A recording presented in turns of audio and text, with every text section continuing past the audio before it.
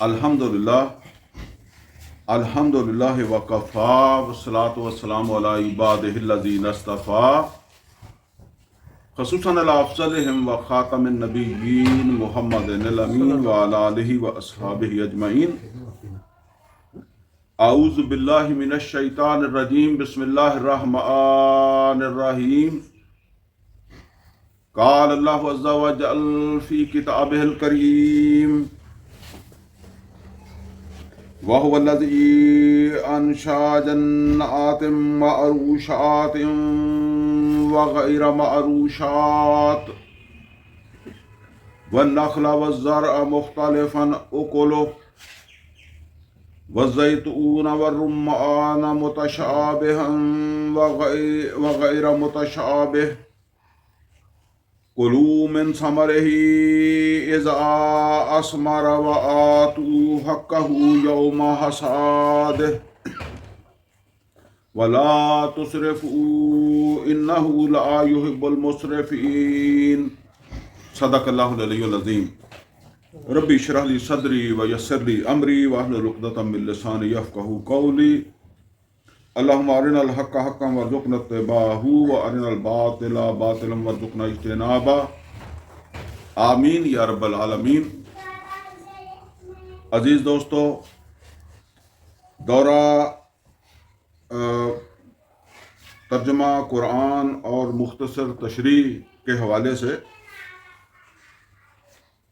اس وقت ہم اپنی کلاس نمبر 30 کا آغاز کر رہے ہیں. اس کا مطلب یہ ہے کہ اس سے پہلے ہماری 29 کلاسیں ہو چکی ہیں اور ان 29 کلاسوں میں ہم نے سورہ فاتحہ سے لے کر سورہ انعام کی آیت نمبر 140 تک پڑھا ہے. اور اب یہ 30ویں کلاس جو ہے اس میں ہم سورہ انعام کی آیت نمبر 141 سے آغاز کر رہے ہیں. اور یہ آیت نمبر 141 ہی ہے جو میں نے ابھی جس کی تلاوت بھی کی ہے، اور انشاءاللہ امید ہے کہ آج ہم اس سورت کو مکمل کر دیں گے. سورہ انعام جو ہے وہ انشاءاللہ جو ہے وہ مکمل ہو جائے گی. اس حوالے سے جو ہے وہ پہلے بھی کافی مرتبہ میں نے تذکرہ کیا ہے کہ یہ سورہ مبارکہ جو ہے یہ وہ آخری صورتوں میں سے ہے جو نبی صلی اللہ علیہ وسلم کے مکی دور میں، یعنی جو آپ کا سٹے مکہ میں تھا ہجرت سے پہلے، اس میں جو آخری دور ہے، آخری زمانہ ہے، اس کے اندر ان کا جو ہے وہ اس صورت کا بھی نزول ہوا ہے اور بھی صورتیں ہیں. اور ان میں جو مشرکین عرب اور خاص طور پر مشرکین مکہ اور جنہیں امیین بھی جو ہے وہ کہا گیا، بنی اسماعیل بھی کہا گیا، ان کے اوپر اتمام حجت کیا گیا ہے. یعنی رسول اللہ تعالیٰ قرآن حکیم کے اندر جو ہے وہ فرماتے ہیں کہ رسولوں کو ہم نے اتمام حجت کے لیے بھیجا. اتمام حجت کا مطلب یہ ہوتا ہے کہ ایک جو ہے نا وہ ان کے اوپر ایک جیسے کہتے ہیں کہ گواہی قائم کر دینا. وہ یہ نہ کہہ سکیں کہ ہمیں پتہ نہیں تھا. بات اس طریقے سے ان کے اوپر جو ہے وہ واضح کر دینی. اور چونکہ رسول، یہ بات صرف رسول کے ساتھ اللہ تعالیٰ قرآن کریم کے اندر فرماتا ہے کہ ہم نے رسول کے ساتھ یہ بات طے کر دی ہے کہ رسول غالب آئیں گے، رسول مغلوب نہیں ہوں گے. لَأَغْلِبَنَّ أَنَا وَرُسُلِي، ضرور غالب آئیں گے میں بھی اور میرے رسول بھی. تو یہاں یہ سمجھ لیں رسول بھی جو ہے وہ ہوئے اور نبی بھی ہوئے، لیکن نبیوں کے ساتھ غالب آنے کا اللہ تعالیٰ نے نہیں کہا، یہ صرف رسولوں کے ساتھ کہا. کیونکہ قرآن حکیم میں ہی یہ بات اللہ نے بتائی ہے کہ کتنے رسول جو ہے وہ قتل بھی ہو گئے. وَيَقْتُلُونَ النَّبِيِّينَ بِغَيْرِ الْحَقِّ، ظاہر ہے وہ تو پھر غالب نہیں ہوئے، مغلوب ہو گئے. تو یا آج کا کوئی آدمی جو ہے وہ اٹھ کر یہ سمجھے کہ جی نہیں، جس طرح عام طور پر ہمارا تصور بن جاتا ہے کہ نہیں جی جب ہم اللہ کا کام کر رہے ہیں تو پھر اللہ تو مجبور ہو جائے گا ہمیں غالب کرنے پر، ٹھیک ہے نا، پھر اللہ کے پاس دوسرا کوئی کام رہ نہیں جاتا. تو یہ سمجھ لیں یہ ایک امتحان ہے. اور قرآن حکیم کے اندر اللہ تعالیٰ نے ہر جگہ یہ فرمایا ہے کہ امتحان تو ضرور ہونا ہے. سورہ بقرہ میں بھی فرمایا وَلَنَبْلُوَنَّكُمْ بِشَيْءٍ مِّنَ الْخَوْفِ وَالْجُوعِ وَنَقْصٍ مِّنَ الْأَمْوَالِ وَالْأَنفُسِ وَالثَّمَرَاتِ وَبَشِّرِ الصَّابِرِينَ. غزوہ احد میں 70 آدمی جو ہے وہ شہید ہوئے. اب کوئی ان سے بڑھ کر کون ہوگا؟ تو یہ جو غالب آنے والی بات ہے نا، یہ ہر آدمی کے ساتھ نہیں ہے، یہ خالصتاً اللہ کے رسولوں کے ساتھ ہے. باقی اللہ کسی دوسرے کو بھی غالب کر دے، یہ اس کا اپنا اختیار ہے. تو چونکہ رسول جو ہیں جب حجت قائم کر دیتے تھے، ٹھیک ہے نا، تو اب پھر وہ فیصلہ آنا تھا کہ اس قوم کو مغلوب کرنا ہے اور رسول کو غالب کرنا ہے. تو بہرحال پھر وہ اس قوم کو سزا دی جاتی تھی. وہ سزا اگر تو رسول اور اس کے ساتھی سزا دینے کی پوزیشن میں ہوتے تھے تو پھر سزا رسول اور اس کے ساتھیوں کے ذریعے سے دی جاتی تھی. جس طرح مکے والوں کو سزا جو دی وہ محمد رسول اللہ صلی اللہ علیہ وسلم اور آپ کے ساتھیوں کے ذریعے سے دی. لیکن نوح علیہ السلام بھی رسول تھے. ان اتمام حجت کر دینے کے بعد ان لوگوں کو سزا نوح علیہ السلام نے نہیں دی، یا نوح علیہ السلام کے ساتھیوں کے ذریعے سے نہیں دی گئی، وہ پھر اللہ تعالیٰ کی طرف سے دی گئی ہے. یہ مضمون بھی ہم نے پڑھا ہے غالباً آیت نمبر 35 تھی سورہ انعام کی، کہ اللہ تعالیٰ نے کہا کہ وہ اللہ جو ہے وہ قادر ہے کہ تمہارے اوپر کوئی عذاب جو ہے وہ اوپر سے نازل کر دے، یا زمین کے اندر سے نازل کر دے، یا تمہیں کر دے گروہوں کے اندر جو ہے وہ. اور پھر اس طریقے سے یعنی گروہوں سے مراد یہ ہے کہ تمہیں ایک دوسرے کے ساتھ لڑائے. جس طرح ابو بکر صدیق رضی اللہ تعالیٰ عنہ بھی تو وہ بنی اسماعیل میں سے ہی ہے نا، بلکہ خود نبی صلی اللہ علیہ وسلم بنی اسماعیل سے ہیں. تو عمر فاروق رضی اللہ تعالیٰ عنہ، تو یہ سارے جو ہے وہ، تو اب وہی دو گروہ بنا کر جو ہے وہ ایک گروہ کے ذریعے سے دوسرے کو جو ہے وہ سزا دی ہے. وہ نوح علیہ السلام کی طرح سزا نہیں دی گئی. نوح علیہ السلام کی قوم کو جس طرح سزا دی گئی، یا شعیب علیہ السلام کی قوم کو جس طرح سزا دی گئی، اس طرح یہ سزا جو ہے وہ ان کو جو ہے وہ دی گئی. تو بہرحال جو ہے نا وہ یہ چیزیں سمجھنے کی ہیں، کیونکہ بعض اوقات غلط فہمی ہو جاتی ہے کہ جی دین کے راستے میں تو کوئی تکلیف آنی نہیں ہے نا. جو تھوڑا بہت میری طرح کام کرنے لگ جائے نا، اس کے دماغ میں یہ ہو جاتی ہے کہ میرا تو ایکسیڈنٹ نہیں ہونا چاہیے، میں بے شک جو ہے نا وہ آنکھیں بند کر کے گاڑی چلاؤں، کیونکہ میں تو جا رہا ہوں نا دین کے کام کرنے کے لیے، تو مجھے کوئی پریشانی آنی نہیں چاہیے. اللہ تعالیٰ قرآن کریم میں کہیں بھی یہ نہیں کہتا کہ تمہیں پریشانی نہیں آئے گی دین کا کام کرتے ہوئے، بلکہ جتنا دین کے لیے انسان جو ہے وہ آگے بڑھے گا، اتنی جو ہے وہ پریشانی بھی بڑھے گی، مختلف طریقے سے آئے گی. ایک طرح سے آپ ٹیسٹ ہو گئے، پھر کسی دوسرے طریقے سے ٹیسٹ جو ہے وہ آ جائے گا. بہرحال تو دوسرا یہ ہے کہ جی یہ اسی جو آج کی ہماری کلاس ہے، اسی کے آخر پہ جا کر جو ہے وہ پھر ایک آیت آتی ہے بڑی اہم، آیت نمبر 162 ہے سورہ انعام کی. اس میں پھر یہ مضمون آتا ہے، قل اے محمد رسول اللہ صلی اللہ علیہ وسلم آپ فرما دیں، ان صلاتی و نسکی و محیای و مماتی للہ رب العالمین، کہ میری نماز، میرا روزہ، میری قربانی، یہ سب جو ہے وہ اللہ رب العالمین کے لیے ہے. تو یہ اصل کے اندر جو ہے وہ آج میں نے اس اوپر جو آپ یوں سمجھ لیں کہ جس مضمون کو ہائی لائٹ کیا ہے، تو وہ یہی ہے کہ میری نماز، قربانی، جینا مرنا یہ اللہ کے لیے ہے.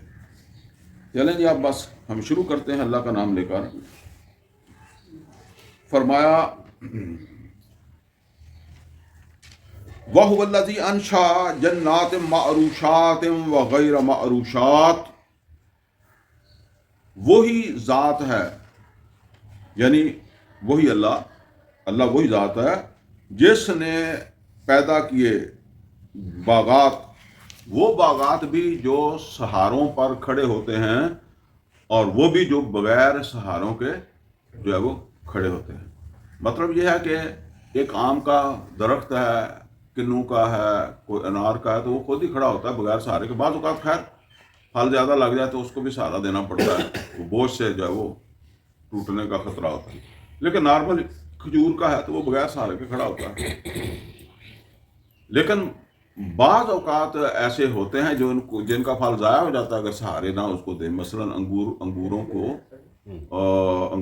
آپ دیکھیں ان کو سہارا دے کر جاؤ، کیونکہ ان کی اپنی بیل جو ہوتی ہے نا اس میں اتنا دم تو نہیں ہوتا وہ کھڑی ہو جائے، تو ان کو سہاروں کی ضرورت ہوتی ہے. اسی طرح کے اور بھی جو وہ پھل ہوں گے. ہمارے ہاں عام طور پر یہی ایک پھل ہے جس کو سہارے کی ضرورت ہوتی ہے. تو فرمایا کہ وہ باغات بھی اس نے پیدا کیے جن کو سہاروں کی ضرورت ہوتی ہے، اور وہ بھی جو خود اپنے بل پر جو ہے وہ کھڑے ہوتے ہیں، اپنے وہ تنے کے اوپر جو ہے وہ کھڑے ہوتے ہیں. وَالنَّخْلَ وَالزَّرْعَ مُخْتَلِفًا أُكُلُهُ، اور کھجوریں ہیں، کھیتیاں ہیں، اور مختلف ذائقے والی، یعنی ہر پھلوں کے بھی مختلف ذائقے اور کھیتیوں کے بھی جو ہے وہ مختلف ذائقے. ظاہر بات ہے کہ اگر آپ مکئی کی روٹی بنائیں گے تو اس کا ذائقہ کوئی اور ہو جائے گا، گندم کی بنائیں گے تو اس کا اور ذائقہ جو ہے وہ ہو جائے گا. والزیتون والرمان متشابہا وغیر متشابہ، اور زیتون اور انار، یعنی یہ بھی اسی نے پیدا کیے ہیں، اور وہ پھل بھی متشابہا وغیر متشابہ، جو ایک دوسرے سے مشابہت رکھتے ہیں، اور وہ بھی جو ایک دوسرے سے مشابہت نہیں رکھتے. اب یہ بعض جو ہے نا وہ پھل جو ہے نا وہ آپ یہ سمجھ لیں کہ جس کو ہمارے ہاں کہتے ہیں کہ ایک ہی خاندان سے ہوتے ہیں. مالٹا، کنو، لیمو، سنترا، فروٹر، یہ ایک ہی فیملی کے ہیں نا. تھوڑا تھوڑا ملتے جلتے بھی ہیں لیکن ان کے اندر اپنی ایک انفرادیت بھی ہے. تو وہ بھی، اور شکل و صورت میں تو بعض اوقات میں کہا کرتا ہوں کہ ایک جسم کو معلوم نہ ہو تو تم میں اور خربوزے میں کیا فرق ہے؟ صرف چھوٹے بڑے کا فرق ہو سکتا ہے، اور اس سے زیادہ نہیں فرق کوئی بھی محسوس کر سکتا. ہاں وہ ہمارے جن لوگوں نے دیکھے ہوئے ہیں ان کو دیکھ کر پتہ لگ جاتا ہے کہ یہ تمہ ہے، خربوزہ نہیں ہے. ادروائز جس نے کھایا نہیں ہے، استعمال نہیں کیا، تو اس کو تو ہو سکتا ہے وہ زیادہ اٹریکٹیو والا لگے، کیونکہ اس کے اوپر کچھ تھوڑے سے پھول سے بھی بنے ہوئے ہوتے ہیں تمے کے اوپر. تو فرمایا کہ یہ بھی اس نے پیدا کیے. کلوا من ثمرہ اذا اثمر، کھاؤ اس کے پھل جس وقت ان پر پھل آئے، یعنی پھل لگے تو کھاؤ پھل. وآتوا حقہ یوم حصادہ، اور دے دیا کرو اس کا حق. کس کا حق؟ اللہ کا حق. جس دن اس کو کاٹو، یعنی مطلب یہ ہے کہ اگر فصل ہے تو اس کو کاٹو گے، پھل ہیں تو ان کو توڑو گے، تو وہ جو ہے وہ توڑو. تو اللہ کا حق کیا ہے؟ عشر. زکوٰۃ بھی اللہ کا حق ہے، ٹھیک ہے نا. تو اسی طریقے سے فصلوں کے اوپر جو ہے وہ پھر عشر بن جاتا ہے. وآتوا حقہ یوم حصادہ، کھاؤ اور اللہ کا حق یاد رکھو. ولا تسرفوا، اور دیکھو جو تم بھی کھاتے ہو نا اس میں اسراف نہ کرو، ضائع نہ کرو، غیر ضروری طور پر جو ہے وہ نہ کرو. یہ فضول خرچی جو ہے نا، یہ ہم تو اس کو زیادہ بری نہیں سمجھتے. قرآن کریم میں اللہ تعالیٰ نے فرمایا ان المبذرین کانوا اخوان الشیاطین، فضول خرچیاں کرنے والے شیطان کے بھائی ہیں. اور یہ فضول خرچیاں کہاں ہوتی ہیں؟ زیادہ تر یہ ہوتی ہیں شادیوں پر. فضول خرچیاں ہوتی ہیں مرنے پر، ٹھیک ہے. فضول خرچیاں ہوتی ہیں کوئی بچہ پیدا ہو گیا ہے، خاص طور پر 4 بیٹیوں کے بعد پیدا ہو گیا ہے، اب فضول خرچیوں کا امکان ہے، ٹھیک ہے نا. ایک چیز جو ہے وہ پہلی دفعہ مل جائے تو وہاں تو پھر بھی کوئی اتنا نہیں ہوتا نا. رک کر ایک چیز ملے تو اس کی پھر زیادہ جو ہے وہ اہمیت ہو جاتی ہے. اگر تو اس کا واقعہ کو اللہ کے ساتھ تعلق ہے تو پھر اور بات ہے، نہیں تو جدھر اس کا تعلق ہے اس طرف جو ہے وہ چلنا شروع ہو جائے گا نا.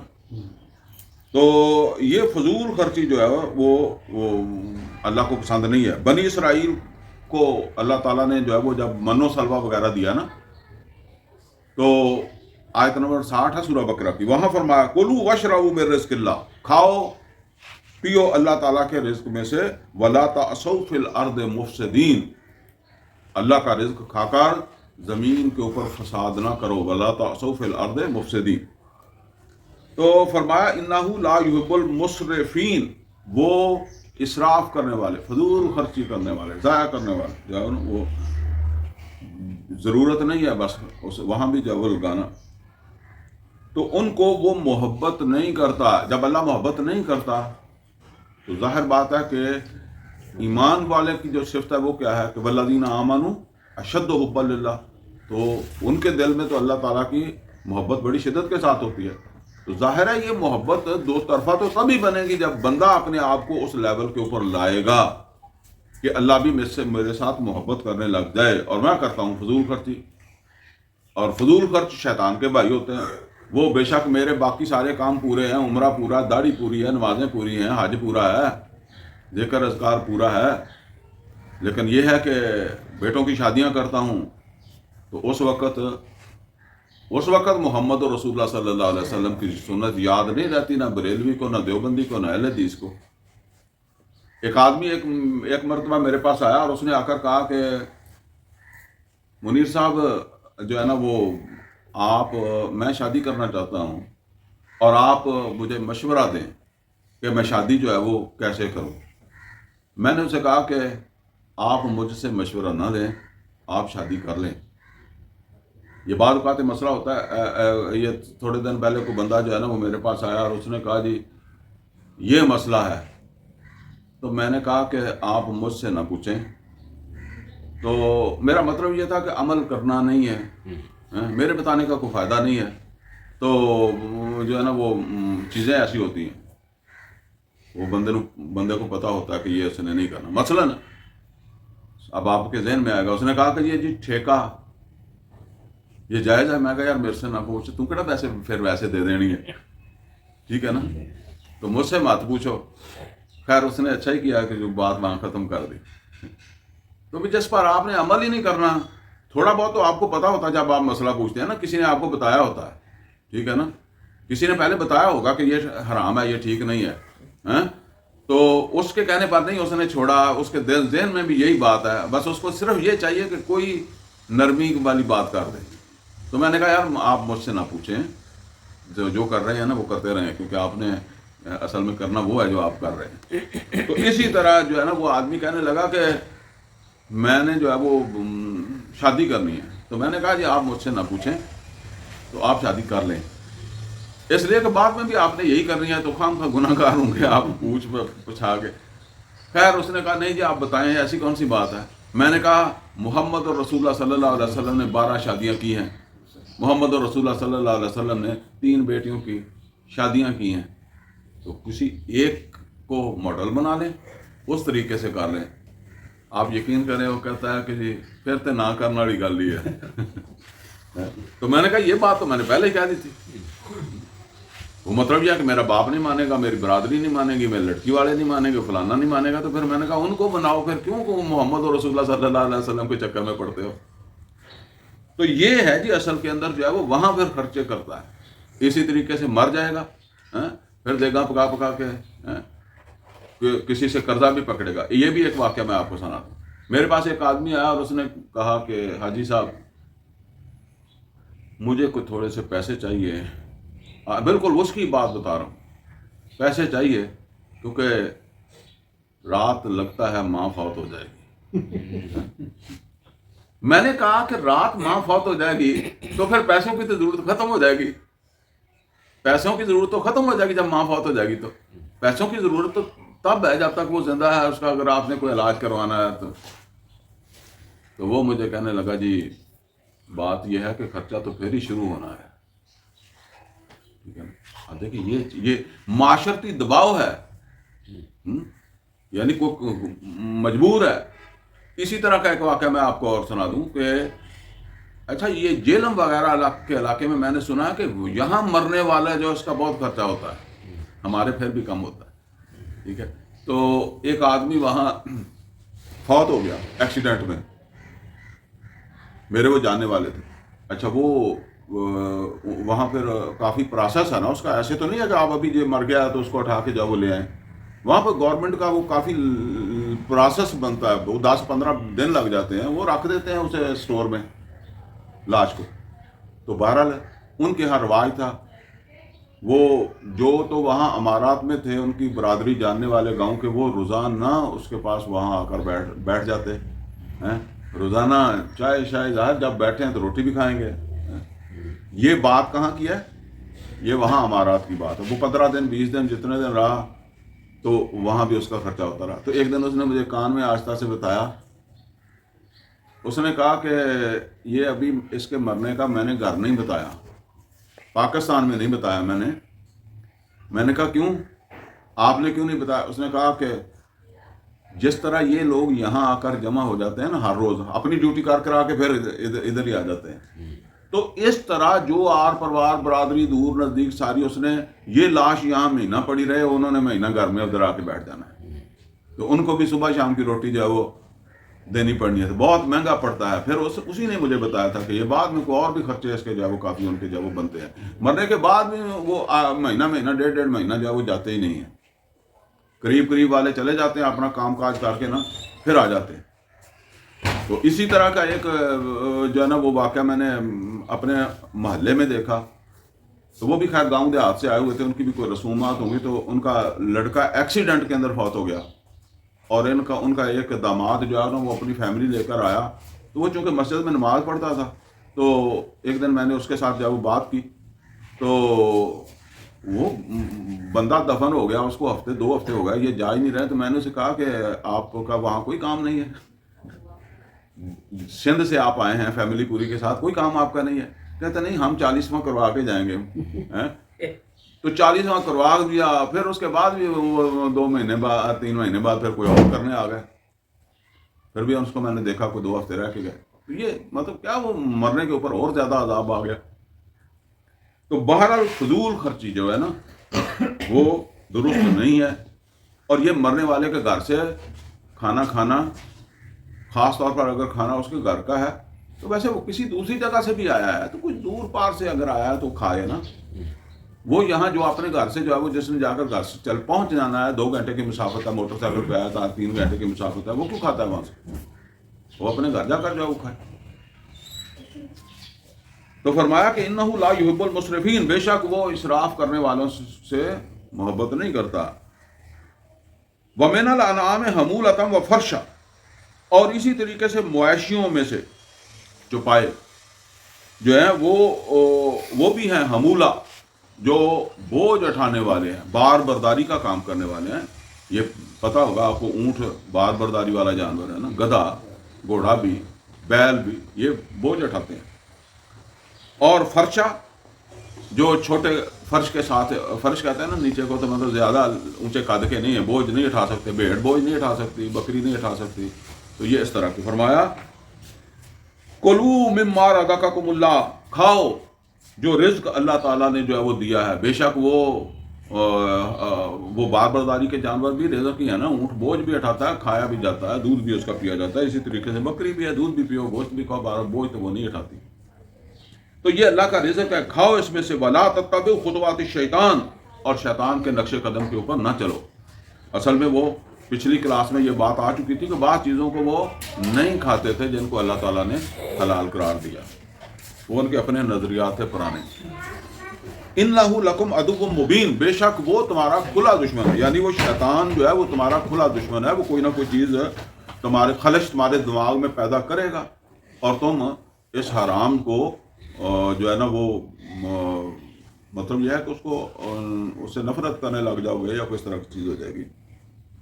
ثمانیۃ ازواج، اور 8 ہیں جوڑے، من الضأن اثنین و من المعز اثنین، بھیڑ میں سے بھی 2 اور 2 ہی ہیں بکری میں سے، یعنی بکری کا جوڑا بکرے کے ساتھ، اور بکرے کا جوڑا بکری کے ساتھ، اور اسی طریقے سے بھیڑ کا جوڑا نر بھیڑ کا جوڑا مادہ کے ساتھ، اور مادہ بھیڑ کا جوڑا نر کے ساتھ۔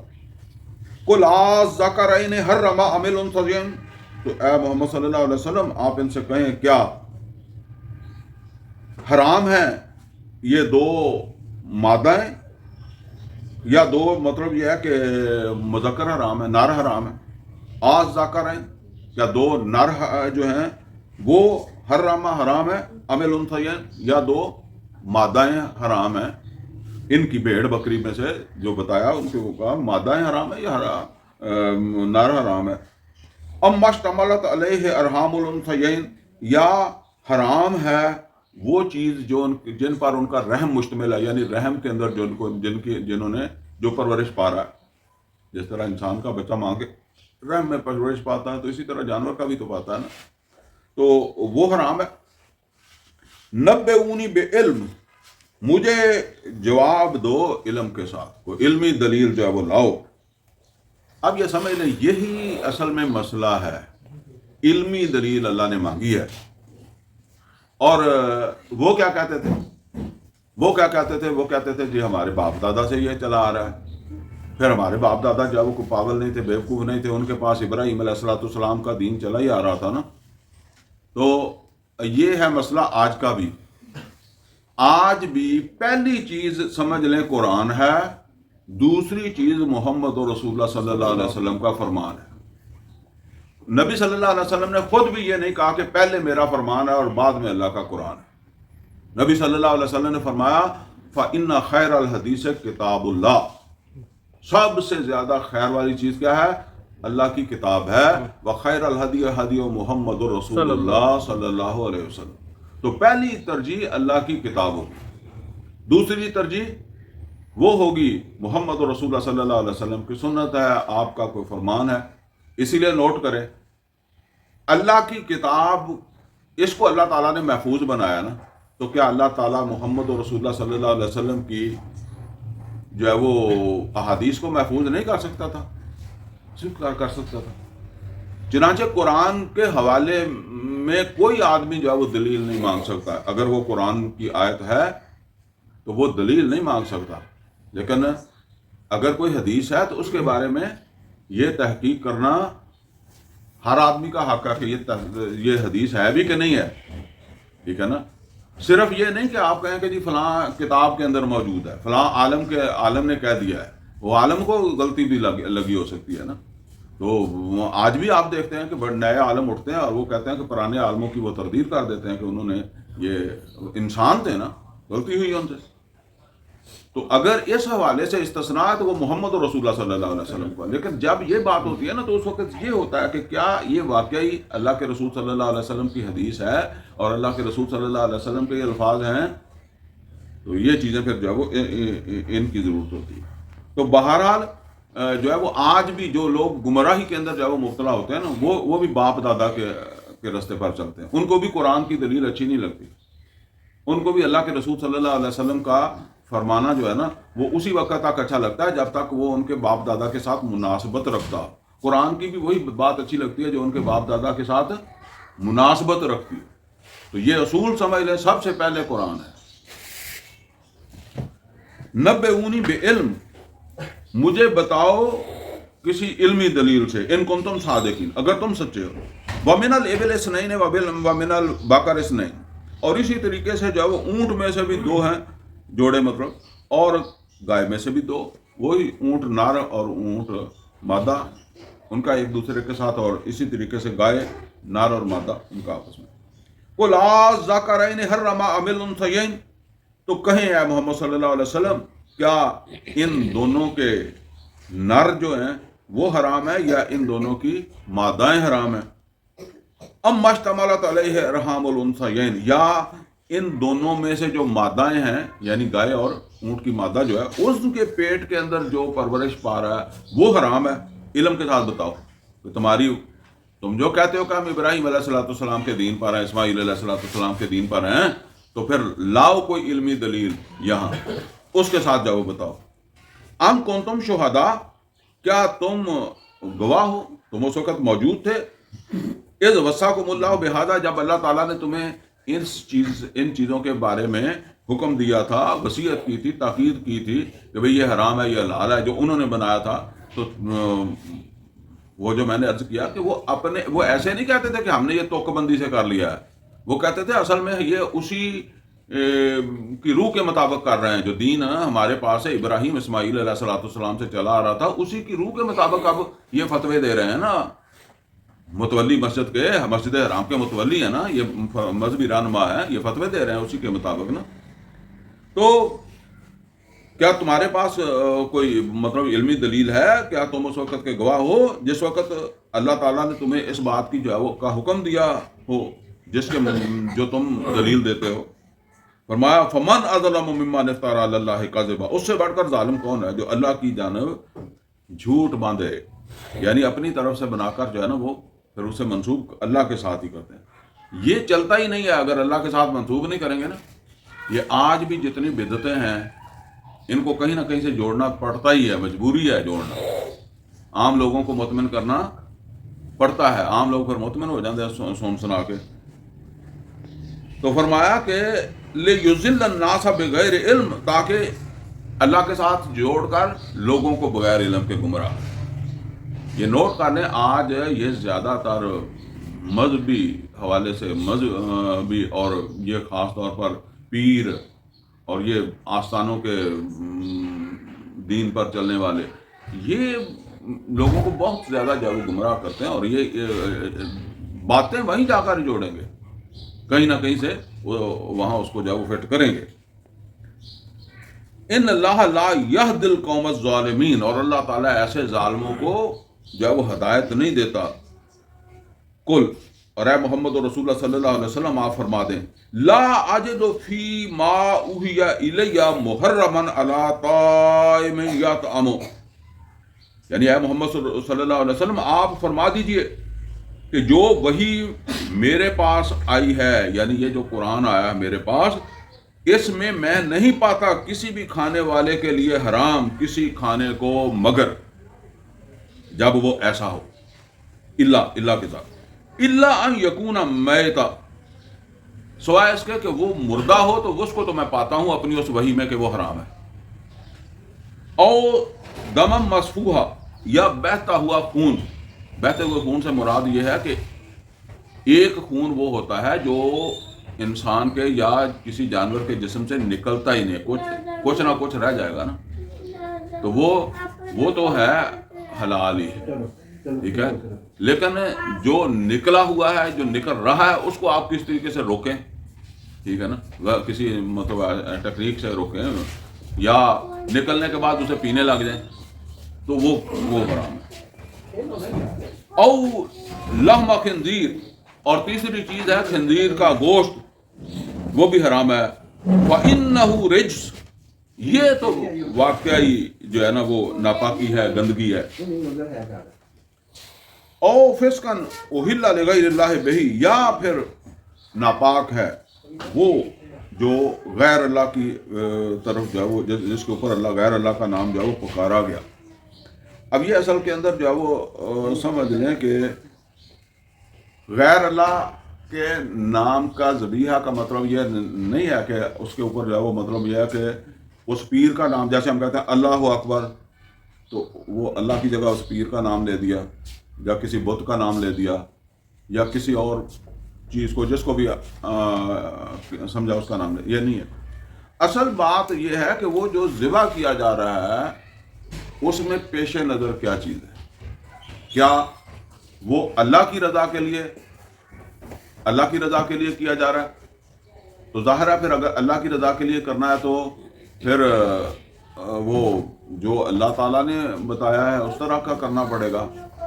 وہ جو بنی اسرائیلی تھے، اسی چکر میں تو وہ بڑی دور تک پہنچ گیا نا کہ گائے کیسی ہونی چاہیے تاکہ پوری وہ فٹ گائے ملے۔ اب یہ کہ کالا بکرا کرنا ہے، ہرا بکرا کرنا ہے، ہرا تو بکرا ہوتا نہیں ہے، یا لال کرنا ہے، تو اب یہ اللہ تعالیٰ نے تو کہیں نہیں کالے بکرے کا کہا یا نیلے بکرے کا، بکرا تو چلیں آپ کر دیں قربان، نیاز کر دیں، ٹھیک ہے نا، اس میں کوئی حرج نہیں، اللہ کا نام لے کر جب وہ کر دیں۔ اور ذہن کے اندر اللہ کا قرب ہے یا کسی اور کا قرب ہے، کوئی اور خوش ہو جائے اس میرے بکرا ذبح کرنے سے یا اس اونٹ کے ذبح کرنے سے، کس کے میں قریب ہو جاؤں، نظر اور نیاز جو کچھ بھی ہے وہ اللہ کے قرب کے لیے ہے، تقرب اللہ کے لیے ہے، غیر اللہ کے تقرب کے لیے نہیں ہے۔ اور پھر بعض چیزیں ایسی ہو جاتی ہیں کہ جو آدمی جو مرضی کہے، لیکن وہ جو ہے نا وہ اس کے قرائن بتاتے ہیں۔ مثال کے طور پر یہاں سے بکرا اٹھا کر میں کہوں جی میں اللہ کے لیے یہ بکرا جو ہے وہ ذبح کرنا ہے، تو پھر تو نے وہ جا کر جو ہے وہ داتا دربار کیوں کرنا ہے؟ وہ تو یہاں ہی کر دے، ٹھیک ہے نا. وہ پیر کے آستانے پہ جا کے کیوں کرنا، تو اتنے ہی کر، اتنے کہڑا اللہ دے نادا نہیں ہوتا. تو اندر بات وہی ہوتی ہے، ٹھیک ہے نا. اسی طریقے سے کوئی نظر نیاز جو کچھ بھی دینی ہے وہ اللہ تعالیٰ کی رضا کے لیے جو وہ دینی ہے، اللہ کے قرب کے لیے دینی ہے. وہ آپ کسی جگہ بھی جاؤ دے سکتے ہیں.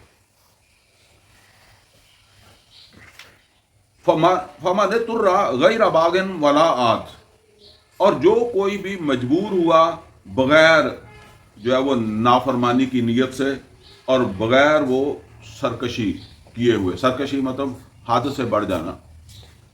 یہ نوٹ کر لیں جی، مجبوریاں کس طرف سے آتی ہیں؟ اللہ کی طرف سے آتی ہیں نا. تو اللہ کو بھی پتا ہے کہ یہ بندہ مجبور ہے، تو پھر اللہ اپنی طرف سے دے دے اسے یہ اجازت دے رہا ہے کہ وہ جو میں نے حرام کیا ہے وہ کھا لینا مجبوری میں. جب اللہ کو پتہ ہی ہے کہ یہ مجبوری ہے تو اللہ ویسے ہی دے دے.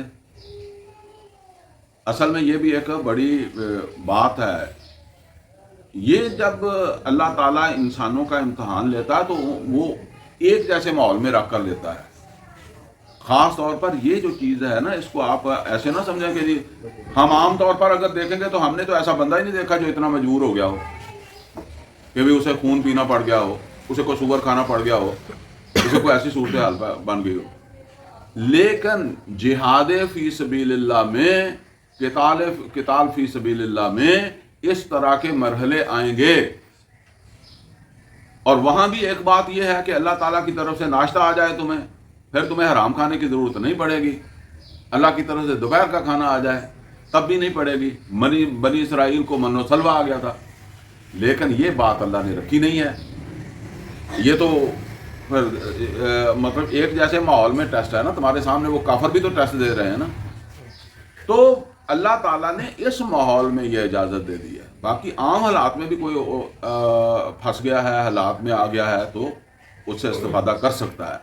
لیکن جب آپ دین کا وہ تصور جو ہے وہ واضح ہو جائے گا تو پھر مومن نے تو زندگی میں جہاد ہی کرنا ہے. مومن کی زندگی سے جہاد نکل جائے تو وہ منافق رہ جاتا ہے. انما المؤمنون الذين آمنوا بالله ورسوله ثم لم يرتابوا وجاهدوا باموالهم وانفسهم في سبيل الله. تو یہاں تو بتایا یہ کیا کہ مومن تو صرف وہ ہیں. انما المؤمنون الذين آمنوا بالله ورسوله، ایمان لائے اللہ کے اوپر اور اس کے رسول کے اوپر. ثم لم يرتابوا، پھر کوئی شک نہ رہا انہیں اپنے اس ایمان کے اوپر. تو کیا کیا ہے؟ یہاں نماز روزے کی تو بات ہی نہیں آ رہی. وجاهدوا باموالهم وانفسهم في سبيل الله، انہوں نے جہاد کیا ہے اپنی جانوں سے اور اپنے مالوں سے اللہ تعالیٰ کے راستے میں. تو ایسے جہاد میں ان کو ایسے حالات پیش آ سکتے ہیں. اب تو خیر غزہ کے اندر یا فلسطین افغانستان وغیرہ کے اندر اور بھی جگہ پہ ہو سکتا ہے، لیکن بہرحال یہاں تو کئی ساری باتیں ہو سکتی ہیں. خالصتاً اللہ کے دین کی سربلندی کے لیے جو جہاد ہو رہا ہے وہ اور ہی چیز ہوتی ہے. تو اس میں اللہ تعالیٰ نے رکھا ہے کیونکہ وہ جہاد ہونا ہے، آج نہیں بھی ہو رہا تو وہ ہونا ہے، اور اسی کے نتیجے میں پوری زمین کے اوپر غلبہ ہونا ہے دین کا. تو یہ ایک مستقل چیز ہے جو اللہ تعالیٰ نے یہاں رکھی ہے گنجائش، کہ یہاں بیٹھ کر وہاں من و سلوہ کا انتظار نہیں کرنا. پھر ایسے حالات میں ضرورت کے مطابق وہ جو حرام کیا ہوا ہے وہ میسر ہے. اب وہ کہیں وہ پیر کا آستانہ وہاں قریب ہے، وہاں اس نے ذبح کیے ہوئے ہیں پیر کے نام کے اوپر، اور جو ہے نا وہ حالات بن گئے وہاں کے کوئی مسلمانوں کو اس طرح کے، تو اپنی ضرورت پوری کر لیں. تو فرمایا فَإِنَّ رَبَّكَ غَفُورٌ رَحِيمٌ، اگرچہ یہ بھی حرام ہے، یعنی یہ جو انہوں نے کھانا ہے مجبوری میں ہے تو یہ بھی حرام، لیکن اللہ مغفرت کرنے والا، رحم کرنے، معاف کر دے گا اس بات. وَعَلَى الَّذِينَ هَادُوا حَرَّمْنَا كُلَّ ذِي ظُفْرٍ، اور وہ لوگ جو یہودی ہیں ان کے اوپر تو ہم نے حرام کر دیا تھا ہر جانور. ظفر یہ کھر، جس کو کہتا ہے نا کھر، اصل میں کھر تو سارے جانوروں کے ہوتے ہیں ہمارے. پھر وہ کھر یہاں تھوڑا سا سمجھنے کی بات ہے کہ ایک کھر ہوتا ہے گدھے کا یا گھوڑے کا یا خچر کا، اور ایک کھر ہوتا ہے بھینس کا، بکری کا یا کوئی اور گائے کا. تو یہ آپ نے دیکھا ہوگا کہ وہ جو بھینس کا کھور ہوتا ہے نا وہ درمیان سے کٹا ہوا ہوتا ہے، اس کے دو پارٹ ہوتے ہیں، ٹھیک ہے نا. بکری کے بھی دو ہی پارٹ ہوتے ہیں. اور اسی طریقے سے گائے کے بھی 2 پارٹ. اور وہ جو گھوڑا ہوتا ہے اس کا ایک ہی ہوتا ہے, اس کے 2 حصے نہیں ہوتے, اور خچر کے یا گھوڑے کے گدھے کے نہیں ہوتے. تو وہ جن کا ایک تھا اللہ تعالیٰ کہتا ہے وہ ہم نے حرام کر دیا تھا ان کے لیے. وَمِنَ الْبَقَرِ وَالْغَنَمِ حَرَّمْنَا عَلَيْهِمْ شُحُومَهُمَا, اور وہ جو بکری اور گائے ہے اس کی تو ہم نے ان کے اوپر چربی بھی حرام کر دی تھی. یہ آج ویسے جب ہم پڑھتے ہیں نا تو ہمیں تو لگتا ہے کہ چربی ہی حرام کی ہو گیا. چربی اس وقت کی بات ہے جب گھی نہیں ہوتا تھا. وہ جو کھانا تیار کرتے تھے لوگ وہ کس میں کرتے تھے؟ چربی میں کرتے تھے. بلکہ جہاں آپ تیل سر کو لگا لیتے ہیں اسی کو ہی لگا لیتے تھے, اسی کی مالشیں کر لیتے تھے. ٹھیک ہے نا. جو تیل یا گھی ہم آج کے دور میں استعمال کر لیتے ہیں نا, اور آپ دیکھیں کہ کیا گھر چلتا ہے گھی کے بغیر یا تیل کے بغیر؟ ضرورت پڑتی ہے نا, کوئی کھانا تیار ہوتا ہے, کوئی ضرورت پوری نہیں ہوتی. تو یہ اہمیت تھی چربی کی بات. تو اس کا اللہ تعالیٰ ذکر فرما رہے ہیں کہ جہاں وہ کھر والا جانور, کھر سے مراد وہ جس کا کٹا ہوا نہیں ہے, وہ حرام کیا تھا, وہاں جو حلال تھے, اب بکری بھی حلال تھی, گائے بھی حلال تھی. تو وَمِنَ الْبَقَرِ وَالْغَنَمِ حَرَّمْنَا عَلَيْهِمْ شُحُومَهُمَا, تو ان کی تو ہم نے چربی بھی ان کے اوپر حرام کر دی تھی. إِلَّا مَا حَمَلَتْ ظُهُورُهُمَا, سوائے جو ان کی پشتوں کے ساتھ لگی رہ جائے, اول ہوایا یا انتڑیوں کے ساتھ جب وہ لگی ہوئی ہو تو اس کا انہیں استثناء اصل ہوتا تھا. او مختلط بعظم, یا خلط ملط ہو گوشت کے اندر, نکالنی گوشت کے ساتھ ملی ہوئی ہے بس وہ ٹھیک ہے, لیکن علیحدہ سے چربی جو ہے وہ تمہارے لیے حرام. ذالک جزیناہم ببغیہم, اللہ تعالیٰ فرما رہے ہیں کہ یہ ہم نے ان کو سزا دی تھی ان کی سرکشی کی. وَإِنَّا لَصَادِقُونَ, بے شک ہم سچے ہیں. فَإِن كَذَّبُوكَ, پھر اے محمد رسول اللہ صلی اللہ علیہ وسلم اگر وہ آپ کو جھٹلائیں, فَقُلْ رَبُّكُمْ ذُو رَحْمَةٍ وَاسِعَةٍ, تو آپ فرما دیں کہ تمہارا رب جو ہے وہ بڑی رحمت والا ہے اور بڑی وسعت والا ہے. وَلَا يُرَدُّ بَأْسُهُ عَنِ الْقَوْمِ الْمُجْرِمِينَ, اور ٹالا نہیں جاتا اس کا عذاب مجرموں سے, یعنی مجرموں کو ان کا عذاب پہنچ کر ہی رہتا ہے. سَيَقُولُ الَّذِينَ أَشْرَكُوا, اور ان قریب کہیں گے جنہوں نے شرک کیا, لَوْ شَاءَ اللَّهُ مَا أَشْرَكْنَا, اور اگر اللہ چاہتا تو ہم شرک نہ کرتے. وَلَا آبَاؤُنَا, اور نہ ہمارے باپ دادا کرتے. وَلَا حَرَّمْنَا مِنْ شَيْءٍ, اور نہ ہم حرام ٹھہراتے کسی شے کو. کیونکہ جب نبی صلی اللہ علیہ وسلم تبلیغ بھی کرتے تھے, قرآن کا پیغام بھی پہنچاتے تھے, تو اس میں جب یہ بات آتی تھی کہ ہر چیز پر اللہ کا اختیار ہے, تو وہ کہتے پھر ہم نے تو اللہ کے اختیار سے کیا نا, تو اللہ نہ چاہتا تو پھر ہم یہ نہیں کر سکتے تھے. تو بعض چور بھی کہہ دیتے ہیں جی بس پھر جو ہے نا وہ اللہ کی مرضی تھی تو ہم نے چوری کر لی. تو اسی طرح کذالک کذب الذین من قبلہم, اور اسی طریقے سے جو ہے وہ جھٹلاتے رہے ان سے پہلے بھی. حتیٰ ذاقوا بأسنا, حتیٰ کہ اسی طرح جھٹلاتے ان پر ہمارا عذاب آ گیا. قل, اے محمد رسول اللہ صلی اللہ علیہ وسلم آپ فرما دیں, حل عندکم من علم, کیا تمہارے پاس کوئی اس بارے میں علم ہے, کوئی علمی دلیل ہے ان چیزوں کی. اب دیکھیں کتنی بار یہ بات آ رہی ہے کہ تمہارے پاس کوئی دلیل ہے, کوئی تمہارے پاس علمی دلیل ہے. تو ہم جو کرتے ہیں وہ بغیر علمی دلیل کے کرتے ہیں, تو پھر ہم اپنے آپ کو جو ہے وہ مطمئن بھی سمجھتے ہیں. یہ بات سمجھ لیں جی کہ یہ ٹھیک ہے جہاں انبیاء جو اللہ کے وہ جو کیا کہتے ہیں کہ علماء جو ہوتے ہیں نا وہ انبیاء کے وارث ہیں, تو وہ علم کی حفاظت بھی کرتے ہیں.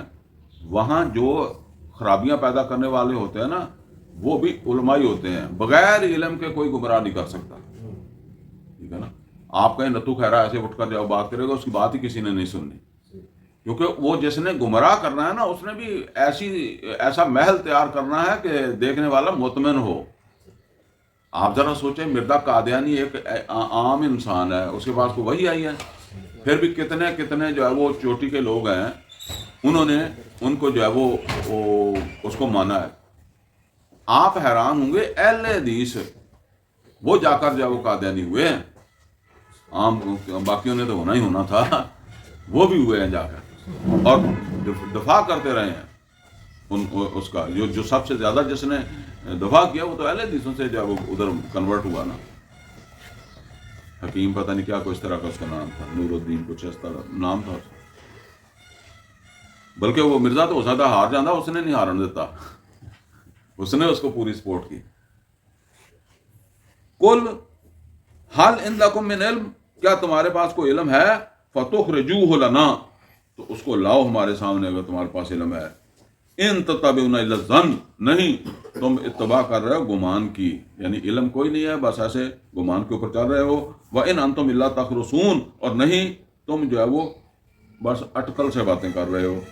کل اے محمد رسول اللہ صلی اللہ علیہ وسلم آپ فرما دیں فللہ الحجۃ البالغہ، اللہ کے ذمہ تو ہے حجت تمام کرنا، یعنی تم پر حجت تمام کرنی یہ اللہ کے ذمہ ہے، اور میں یہ ذمہ داری ادا کر رہا ہوں، تمہارے اوپر حجت کو تمام کر رہا ہوں. فلو شاء لہداکم اجمعین، اور اگر اللہ چاہتا تو ہدایت دے دیتا سب کوئی. یعنی وہ جو میں اکثر کہا کرتا ہوں کہ پھر وہ پردہ ہی ختم کر دے اللہ. مطلب یہ ہے کہ زبردستی اللہ تعالیٰ نے کہنا کہ کوئی بندہ زنا نہ کرے، تو بندوں میں وہ پردہ ہی ختم کر دے، تو زنا تو خود بخود ہی ختم ہو جائے گا. ایک آدمی کیوں حرام کھاتا ہے؟ حرام سے اللہ نے روکنا ہے، تو اللہ انسان کو جو وجود دے رہا ہے اس میں وہ کھانے والا سسٹم ہی ختم کر دے، بغیر کھائے زندہ رہے. ٹھیک ہے نا؟ تو نہ کوئی بھی نہیں کم تولے گا، کوئی بھی نہیں ملاوٹ کرے گا. ٹیسٹ تو بنا ہے تب کہ جب اس میں اس کو اس کی ضرورت ہوتی ہے، تبھی تو وہ کرتا ہے نا. قل ہلما شہداکم الذین یشہدون، تو ان سے کہیں کہ لاؤ جو ہے وہ اپنے گواہ جو یہ اس بات کی شہادت دیں ان اللہ حرم ھذا، کہ یہ جن چیزوں کو تم حرام کہتے ہیں ان کو اللہ نے حرام ٹھہرایا ہے. فَإِن شَهِدُوا، پھر اگر یہ کوئی شہادت دیں، اللہ تعالیٰ نے مطلب یہ بھی ہو سکتا ہے کہ کوئی جھوٹا موٹا کھڑا کر لیں کہ یہ گواہ ہے، تو فرمایا فَإِن شَهِدُوا، پھر اگر یہ شہادت دیں بھی فَلَا تَشْهَدْ مَعَهُمْ، تو آپ ان کے ساتھ گواہی نہ دیں، آپ ان کے ساتھ شہادت نہ دیں، آپ ان کی شہادت کو تسلیم نہ کریں. وَلَا تَتَّبِعْ أَهْوَاءَ الَّذِينَ كَذَّبُوا بِآيَاتِنَا، اور نہ چلیں ان لوگوں کی خواہشات کے مطابق جنہوں نے ہماری آیات کو جھوٹ سمجھا ہے. وَالَّذِينَ لَا يُؤْمِنُونَ بِالْآخِرَةِ، اور ان لوگوں کے رستے کے اوپر نہ چلیں جو آخرت کے اوپر ایمان نہیں رکھتے. وَهُمْ بِرَبِّهِمْ يَعْدِلُونَ، اور وہی تو ہیں جو اپنے رب کے برابر دوسروں کو کر دیتے ہیں. کل، تو اے محمد رسول اللہ صلی اللہ علیہ وسلم آپ فرما دیں. یہ آیتیں آ رہی ہیں جی، بہت اہم آیتیں ہیں، یہ آج کے ہمارے درس میں اہم آیتیں ہیں. کل تعالو، اے محمد رسول اللہ صلی اللہ علیہ وسلم آپ فرما دیں آؤ اتلو ما حرم ربکم علیکم، میں بتاؤں، میں پڑھ کر بتاؤں. ذرا یہ بھی دیکھیں، میں اپنے پاس سے نہیں، حالانکہ محمد رسول اللہ صلی اللہ علیہ وسلم ہے، آپ کے اوپر وحی بھی آتی ہے، اور وہ ساری وحی وہی نہیں ہے جو قرآن کریم کے اندر ہے، غیر مطلوب بھی ہے، لیکن اس کے باوجود کیا فرما رہے ہیں؟ میں تمہیں پڑھ کر سناؤں کہ کیا حرام کیا ہے. ما حرم ربکم علیکم، تمہارے اوپر کیا حرام کیا تمہارے رب نے، اور اس میں پہلی چیز کیا ہے؟ اللہ تشرکوا بہ شیئا، پہلی چیز یہ ہے کہ اللہ کے ساتھ کسی کو شریک نہ کرو. وبالوالدین احسانا، اور اپنے والدین کے ساتھ حسن سلوک کرو. اور یہاں یہ بھی نوٹ کرتے جائیں آج کے ہمارے معاشرے میں ان چیزوں کی کیا اہمیت ہے، شرک کی کتنی اہمیت ہے. شرک کو سمجھنا ہی پہلے بڑا مسئلہ ہے. ایک شرک تو وہ ہے جس میں سارا معاشرہ مبتلا ہے، وہ بریلوی بھی مبتلا ہے، دیوبندی بھی مبتلا ہے، اہل حدیث بھی مبتلا ہے، شیعہ بھی مبتلا ہے، حنفی بھی مبتلا ہے، شافعی بھی مبتلا ہے، جماعت اسلامی والا، دیوبندی، بریلوی، تنظیم اسلامی والا، شبان المسلمین والا، تبلیغی جماعت والا، سب مبتلا ہے. وہ کون سا؟ سورہ بنی اسرائیل کی آیت میں اللہ تعالیٰ نے فرمایا قل الحمد للہ الذی لم یتخذ ولدا. اے محمد رسول اللہ صلی اللہ علیہ وسلم آپ فرما دے ہر تعریف اور ہر شکر اس ذات کے لیے لم یتخذ ولدا، جس نے کسی کو اپنی اولاد نہیں بنایا، کسی کو اپنا بیٹا نہیں بنایا. دوسری بات پہ غور کریں، وَلَمْ يَكُنْ لَهُ شَرِيكٌ فِي الْمُلْكِ، شریک شریک شریک کہتا ہے نا، شرک کر دیتا شریک، وَلَمْ يَكُنْ لَهُ شَرِيكٌ فِي الْمُلْكِ، اور بادشاہی میں اس کا کوئی شریک نہیں ہے، حکمرانی میں اس کا کوئی شریک نہیں ہے۔ اس شرک سے بتائیں ذرا کون بچا ہوا ہے؟ بھئی جو نظام ہے یہ کون سا نظام ہے؟ یہ توحید کا ہے یا شرک کا ہے؟ شرک کا ہے۔ تو اہل حدیث مدرسہ کہاں جا کر رجسٹر کرواتے ہیں؟ اسی نظام کے پاس جا کر کرواتے ہیں نا، مسجد و مدرسہ و بریلوی کہاں کرواتے ہیں، دیوبندی کہاں کرواتے ہیں، اہل حدیث کہاں کرواتے ہیں؟ سب ادھر ہی کراتے ہیں، ٹھیک ہے نا۔ تو جب آپ کی عبادت گاہ جو ہے یہ بھی اس کی اجازت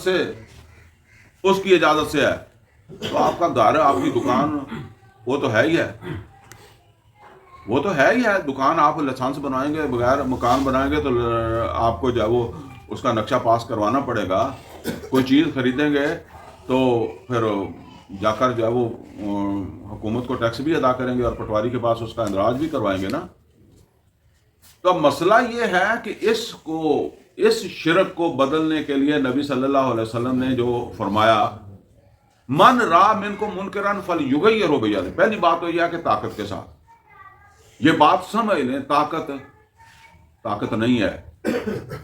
وہ ہمارے اصل کے اندر ایک غلطی یہ ہوتی ہے کہ ہم فوراً کہتے ہیں کہ یا تو پھر وہ نیچے ہی بیٹھے رہو، جس طرح عام جماعتیں جو ہے وہ تبلیغ کر لو، بس بیٹھے رہو، یا پھر جا کے لڑنے لگ جاؤ۔ آپ ذرا دیکھیں کہ موسیٰ علیہ السلام فرعون کے سامنے گئے ہیں، دعوت دی ہے، لڑائی نہیں کی۔ موسیٰ علیہ السلام وہاں سے نکل کر آئے ہیں، اور ایک طاغوت اور تھا فلسطین میں جو قوم آباد تھی، اپنے ساتھی 6 لاکھ آدمی ہیں، ان سے کہا کہ ان کے ساتھ جنگ کرو، انہوں نے نہیں کی تو جنگ ہوئی نہیں۔ یہاں ساتھیوں نے نہیں کی، وہاں موسیٰ علیہ السلام کا کوئی اپنا ہی پروگرام نہیں تھا فرعون کے ساتھ جنگ کرنے کا، کیونکہ وہ جنگ کی پوزیشن نہیں تھی۔ اسی طریقے سے جو ہے وہ آپ دیکھ لیں کہ نبی کریم صلی اللہ علیہ وسلم، آپ نے 13 سال تو جنگ نہیں کی، البتہ مدینے آنے کے بعد آپ نے جنگ کی ہے۔ اور بھی کتنے پیغمبر ہیں، نوح علیہ السلام نے کوئی لڑائی نہیں کی، کیونکہ وہ قوت نہیں تھی، طاقت نہیں تھی۔ تو جب آپ کے پاس طاقت ہی نہیں ہے، جس سے لڑنا ہے اس کے لیول کی طاقت آپ کو چاہیے نا، تو آپ کیا ڈنڈے سوٹوں کے ساتھ جو ہے وہ اس نظام کو توڑ دیں گے؟ آپ کے سامنے یہ بی ایل اے والے جو ہے وہ کہاں کہ اس کو ہندوستان سپورٹ کرتا ہے، اسے اسرائیل سپورٹ کرتا ہے، اسے ایران سپورٹ کرتا ہے، یا اور جو بھی کوئی کرتا ہوگا، امریکہ بھی شاید کرتا ہوگا، تو کچھ کیا بگاڑ لیں گے؟ کچھ بھی نہیں، ٹھیک ہے نا۔ تو لہٰذا یہ سمجھ لیں، جب تک وہ قوت نہیں ہے، وہ طاقت نہیں ہے، اس وقت تک آپ کو اس کی ٹینشن نہیں ہے۔ درمیانی بات کیا ہے؟ فَإِن لَّمْ يَسْتَطِعْ فَبِلِسَانِهِ، جب لڑنے کی طاقت نہیں ہے، ہاتھ کے ساتھ ہاتھ استعمال کرنے کی طاقت نہیں ہے، تو زبان سے کرو۔ لوگوں کو شعور تو دو کہ تم طاغوت کے ساتھ سازگاری کیے بیٹھے ہو، تم طاغوت کے تحت زندگی گزار رہے ہو، تمہاری یہ زندگی حرام ہے۔ ڈاکٹر صاحب کہا کرتے تھے یہ زندگی حرام ہے اگر ہم کوشش نہیں کر رہے تو، ٹھیک ہے نا۔ تو جہاد کے بغیر تو زندگی جو ہے وہ منافق کی ہے، تو یہ دعوت کی سطح کے اوپر تو جہاد کرو نا۔ باقی ہو سکتا ہے اللہ تعالیٰ اس وقت حالات پیدا کر دے۔ جب دعوت دو گے تو دعوت ان لوگوں میں بھی جا سکتی ہے جن کو آپ آج سمجھتے ہیں کہ ان کے ساتھ ہم نے لڑنا ہے۔ اب آپ ذرا دیکھیں یہ جو ابھی جنگ ہوئی ہے، اس میں میں کہتا ہوں کہ اگر کسی مولوی کو بھی جو ہے نا وہ چیف آف آرمی اسٹاف بنا دیتے نا، تو اتنا اس کا دماغ نہیں تھا۔ جو یہ بنیان المرصوص لڑنے والوں نے جس طرح مطلب یہ ہے کہ قرآن سے استفادہ کیا ہے، یہ کسی مولوی کے بس کا وہ کام نہیں تھا، ٹھیک ہے نا۔ تو کیا پتا اللہ تعالیٰ کہاں سے لے آئے؟ تم تو اپنا کام کرو نا، تو ہم تو اپنا کام نہیں کرتے۔ آخری بات بھی اللہ کے رسول نے فرمائی، فَإِن لَّمْ يَسْتَطِعْ فَبِقَلْبِهِ، اگر اتنا ہی کوئی تمہارے سر کے اوپر توپ لے کر بیٹھ گیا ہے، بندوق لے کر بیٹھ گیا ہے، تو پھر بھی اپنے دل میں برا سمجھو کہ نہ زبان بھی کھولو۔ تو بہرحال جو ہے نا وہ شرک کو پہچاننا اور اس کو بدلنے کے لیے جو ہے وہ ایڑی چوٹی کا زور لگانا، اور اسی میں یہ لوگوں کے اندر شعور پیدا کرنا بھی ہے۔ اللہ تشرکوا بہ شیئا کہ اللہ کے ساتھ کسی کو شریک نہ کرو، بالوالدین احسانا اور اپنے والدین کے ساتھ حسن سلوک کرو. اور یہ بڑا اہم ہے، اور یہاں نوٹ کریں کہ جہاں آج جو بات رہی ہے وہ حقوق العباد کے حوالے سے آ رہی ہے جن کو ہم نے نظر انداز کیا ہوا. ولا تقتلوا اولادکم من املاق، اور قتل نہ کرو اپنی اولادوں کو غریبی کی وجہ سے، غریبی کے ڈر سے. نحن نرزقکم وایاہم، ہم جو ہے وہ تمہیں بھی رزق دے حامی دیتے ہیں، یعنی تم بھی اپنے رازق خود نہیں ہو. نحن نرزقکم، تم کو بھی ہم رزق دیتے ہیں، وایاہم، اور ان کو بھی ہم ہی دیں گے، تم نہیں دو گے. بظاہر تو بے شک تمہیں لگے، لیکن ان کو بھی وہ آیا نا ایا کا نعبدو، تو یہ ان کو بھی رزق ہم ہی دیں گے. ولا تقربوا الفواحش ما ظہر منها وما بطن، اور یہ حرام ہے کہ قریب نہ جاؤ جو ہے وہ بے حیائی کے، خواہ وہ ظاہر ہو یا وہ جو ہے وہ چھپی ہوئی ہو. اب آپ اس کو اپلائی کرتے رہیں، رات کو بیٹھے موبائل دیکھتے رہیں، اب کوئی بھی نہیں ہے، چھپی ہوئی ہے نا، تو دیکھتے رہو، کرتے رہو. یہ چیزیں پہلے تو اتنی نہیں ہو سکتی تھی نا. آج سے کوئی 50 سال پہلے، 60 سال پہلے اتنی سمجھ نہیں آ سکتی تھی. اب تو آتی ہے. اب تو مولوی بھی جب انگلی مارے گا تو کچھ نہ کچھ تو آئے گا. اور یہ نوٹ کر لیں، یہ جو چیزیں آ گئی ہیں نا یہ واپس نہیں ہونے والی، ٹھیک ہے نا. آپ سمجھیں کہ بس وہ یہ چلی جائیں گی واپس. وہ پہلے جب لاؤڈ سپیکر کا آیا نا تو کچھ مولویوں نے فتوے دیے کہ جی یہ لاؤڈ سپیکر کے اوپر اذان حرام ہے اور فوٹو بنانا حرام ہے. ہوں وہ سارے فوٹو بنا، سارے ٹی وی تے آتے ہیں، سارا کچھ اپنے جلسے جلوساں دے سارے دے کوریج کرتے. ہوں وہ گل ختم ہو گئی کہ نہیں. تو یہ نوٹ کر لیں، یہ حرام حلال کا فتویٰ دینے سے پہلے سوچنا چاہیے کہ پھر واپس بھی ہوئے گا کہ پھر مڑ کے میں آپ ہی لگ جاؤں گا اس کام دیتے. تو یہ اصل بات یہ ہے کہ یہ جو ترقی ہے اس کو اسلام کے لیے استعمال کرنا ہے آپ نے، ٹھیک ہے نا. یہ واپس نہیں جانی. اگر بالفرض ہم نے روک بھی لی تو ہماری اولادوں میں کو کون روکے گا. ابھی میرے جیسے بندے، کوئی دوسرا تیسرا بندہ جو ہے نا وہ موبائل کم استعمال کرے گا، نہیں کرے گا، فوٹو نہیں بنائے گا، تو یہ ابھی آپ کے بچوں کے ہاتھ میں ہونے ہیں. ایسے واقعات ہم نے کتنے پڑھے ہیں. یہ پچھلے دنوں کا جو ایک مناظرہ ہوا تھا ہندوستان کے اندر، تو وہ پوتا تھا کس کا، بہت بڑا کوئی عالم دین ندوہ کا جو ہے نا وہ. اور اسی طریقے سے مولانا شبلی نعمانی، اس کی غالباً پوتی تھی یا نواسی تھی، وہ بہت مشہور ہوئی تھی، پتہ نہیں الہاد میں کدھر. دیکھیں نا کتنے بڑے عالم ہیں. اب اگلی نسل کو تم روک لو گے. تو لہٰذا یہ جو کچھ ترقی واپس نہیں جاتی کبھی بھی. اس ترقی کا صحیح استعمال جو ہے وہ خود بھی کرو اور دوسروں کو بھی سکھاؤ. وَلَا تَقْتُلُوا النَّفْسَ الَّتِي حَرَّمَ اللَّهُ إِلَّا بِالْحَقِّ، اور نہ قتل کرو کسی جان کو جس کو اللہ تعالیٰ نے محترم ٹھہرایا یا وہ ناحق. اب یہ جس کو قتل کیا جا سکتا ہے وہ تو پھر ایک ہے میدان جنگ کے اندر جو ہے نا وہ اگر جہاد ہو رہا ہے، قتال ہو رہا ہے، قتال فی سبیل اللہ، تو سامنے آنے والا قتل ہو سکتا ہے.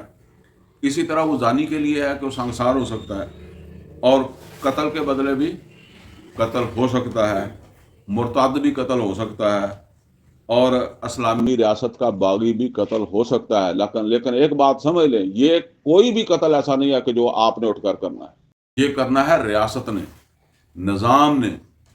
جو نظام کے بغیر جو ہے وہ اٹھ کر جو ہے وہ ایسا کام کرے گا تو پھر وہ بھگتے گا. لہذا نظام قائم کرنے کے لیے کوشش کرو، ٹھیک ہے نا. آپ کسی ایک آدمی کو چلو بالفعل مار بھی دیں گے تو آپ کو پکڑ کر لے جائیں گے، وہ کام بند ہو جانا، کام چلتا رہے گا. تو نظام بدلے گا تو پھر سارا سسٹم بدلے گا. ذالکم وصاکم بہ لعلکم تعقلون، یہ ہے جو تاکید، یہ ہے وہ چیز جس کے ذریعے سے تمہیں تاکید کی جا رہی ہے، تمہیں حکم دیا جا رہا ہے تاکہ تم عقل سے کام لو. ولا تقربوا مال الیتیم، اور قریب نہ جاؤ یتیم کے مال کے، الا باللتی ہی احسن، مگر اچھے طریقے سے. یہ غالباً پیچھے سورہ نساء میں نے بات کر چکا ہوں، تھوڑا سا پھر اشارہ کر دوں کہ ایک یتیم ہے اور اس کا جو سرپرست ہے وہ غریب ہے، ٹھیک ہے نا. یہ یتیم کا غریب ہونا تو لازمی نہیں ہے نا. تو اب دوسرا بھائی جو فوت ہوا ہے وہ مالدار تھا، تو یتیم تو مالدار ہے. اب جس کی سرپرستی ہے وہ غریب ہے، وہ ریڑھی لگاتا ہے، وہ اپنی کو مزدوری کرتا ہے. تو اب وہ ایک فیملی جو ہے اس کو کبھی بچے کو اسکول چھوڑنے چلا گیا، وہ یتیم بچے کو یا کسی کو لینے چلا گیا، کوئی مسئلہ کبھی ان کی اور وہ گھر کے مسائل ہیں، تو وہ اپنی دیہڑی کب کرے گا؟ اور دیہڑی نہ کرے تو اس کے لیے روٹی نہیں بچتی، اس کی روٹی کا انتظام نہیں ہوتا، ضرورت ہے اس کی. تو وہ لے سکتا ہے اپنی دیہڑی کے برابر اس کی وہ یتیموں کے مال میں سے، یہ ایک قسم کی تنخواہ اس کی جو وہ ہو جائے گی، تو وہ اتنا لے سکتا ہے، ٹھیک ہے نا، اس میں سے اپنی ضرورت پوری کر سکتا ہے. لیکن یہاں بھی یہ بات ہے کہ اگر اسے ضرورت نہیں ہے تو پھر نہ لے، لیکن اگر ضرورت ہے تو اس کی اجازت ہے، اسے لے سکتا ہے. حتیٰ یبلغ اشدہ، یہاں تک کہ وہ بچے جو ہیں یتیم جو ہے وہ جوانی کو پہنچ جائیں تو پھر لینا بند کر دے، پھر ان کو حوالے کا آزاد کر دے. وَأَوْفُوا الْكَيْلَ وَالْمِيزَانَ بِالْقِسْطِ، اور پورا کرو ناپ کو اور تول کو انصاف کے ساتھ. لا تکلف نفسا الا وسعها، اور کسی کے اوپر جو وہ بوجھ نہیں ڈالا جاتا اس کی وسعت سے بڑھ کر. وہ لا نکلف وہ آتا ہے نا قرآن کریم میں، لا نکلف نفسا الا وسعها، ہم مکلف نہیں ٹھہراتے. وہی الفاظ ہے نا سورہ بقرہ کے آخری رکوع کے اندر جو وہ آئے، وہ جب دعا بھی آئی ہے ربنا لا تؤاخذنا ان نسینا واخطأنا ربنا ولا تحمل علینا اصرا کما حملته على الذین من قبلنا ربنا ولا تحملنا ما لا طاقة لنا به واعف عنا واغفر لنا وارحمنا انت مولانا فانصرنا على القوم الکافرین. ادھر یہ الفاظ بھی جو ہے وہ آئے. مطلب اس کا کیا ہے کہ اگر آپ نے پوری کوشش کی ہے پورا تولنے کی، لیکن کوئی غلطی لگ گئی ہے، یہ غلطی تو نماز پڑھتے بھی بندے کو لگ جاتی ہے. میری عمر میں پہنچ کر تو جب وہ کئی دفعہ رکعتوں کا ہی غلطی لگ جاتی ہے. کئی دفعہ 5 پڑھ لیتے ہیں تو لگتا ہے کہ 4 پڑھی ہیں، تو کئی دفعہ 3 پڑھ کے کہتے ہیں 4 پڑھی ہیں. تو بس جب غلطی لگ گئی ہے، ٹھیک ہے، تو پھر وہ اللہ، وہ تو ابھی روزے آ رہے ہیں تو روزے میں کھایا ہوا ابھی معاف کر دیتا ہے، ٹھیک ہے. تو یا بعض اوقات پچھلے زمانے میں وہ تکڑیاں تھیں نا ترازو، اس کی کوئی کنڈی چڑھی ہوئی ہے نہیں پتہ لگا تو تولا تو وہ تو پھر اس نے جان بوجھ کر نہیں کیا نا. یہ ذرا توجہ کریں. وَإِذَا قُلْتُمْ فَعْدِلُوا، اور جس وقت تم بات کرو تو انصاف سے کرو، بولو تو انصاف سے بولو. اے سب سے مشکل کام ہے جو یہ آپ نے اپنے گھر سے شروع کرنا ہے، ٹھیک ہے نا. بیوی کے ساتھ جو بات کرنی ہے نا، اولاد کے ساتھ جو بات کرنی ہے وہ عدل اور انصاف کے اوپر مبنی ہو. ماں باپ کے ساتھ جو بات کرنی ہے عدل اور انصاف کے ساتھ. سب سے مشکل کام میرا خیال میں یہ بھی ہے، ہمسایوں کے ساتھ، کسی کے ساتھ، ٹھیک ہے نا. اللہ تعالیٰ کہتا ہے بات کرو تو انصاف کی بات کرو. وَلَوْ كَانَ ذَا قُرْبَىٰ، اگرچہ وہ تمہارا قرابت دار ہو. کیا مطلب ہے اس کا؟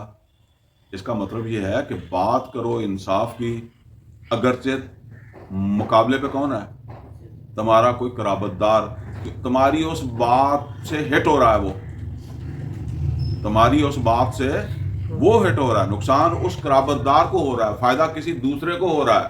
یہ سورہ نساء میں بھی ایک آیت آئی تھی، یا ایھا الذین آمنوا کونوا قوامین بالقسط شہداء للہ ولو علی انفسکم وبالوالدین والاقربین. اور اس میں یہ بات بتائی ہے اللہ تعالیٰ نے کہ ان یکن غنیا او فقیرا فاللہ اولی بہما، تمہیں کسی کے پر ترس کھانے کی ضرورت نہیں ہے. تم بات کرو سیدھی، ٹھیک ہے، وہ تمہیں نقصان پہنچے یا تمہارے والدین کو پہنچے، کسی کو پہنچے. وہی بات ہے جو فرمایا وَلَوْ كَانَ ذَا قُرْبَىٰ، اگرچہ تمہارے سچ بولنے اور عدل اور انصاف کی بات کرنے سے نقصان تمہارے کسی قرابت دار کو ہو جائے.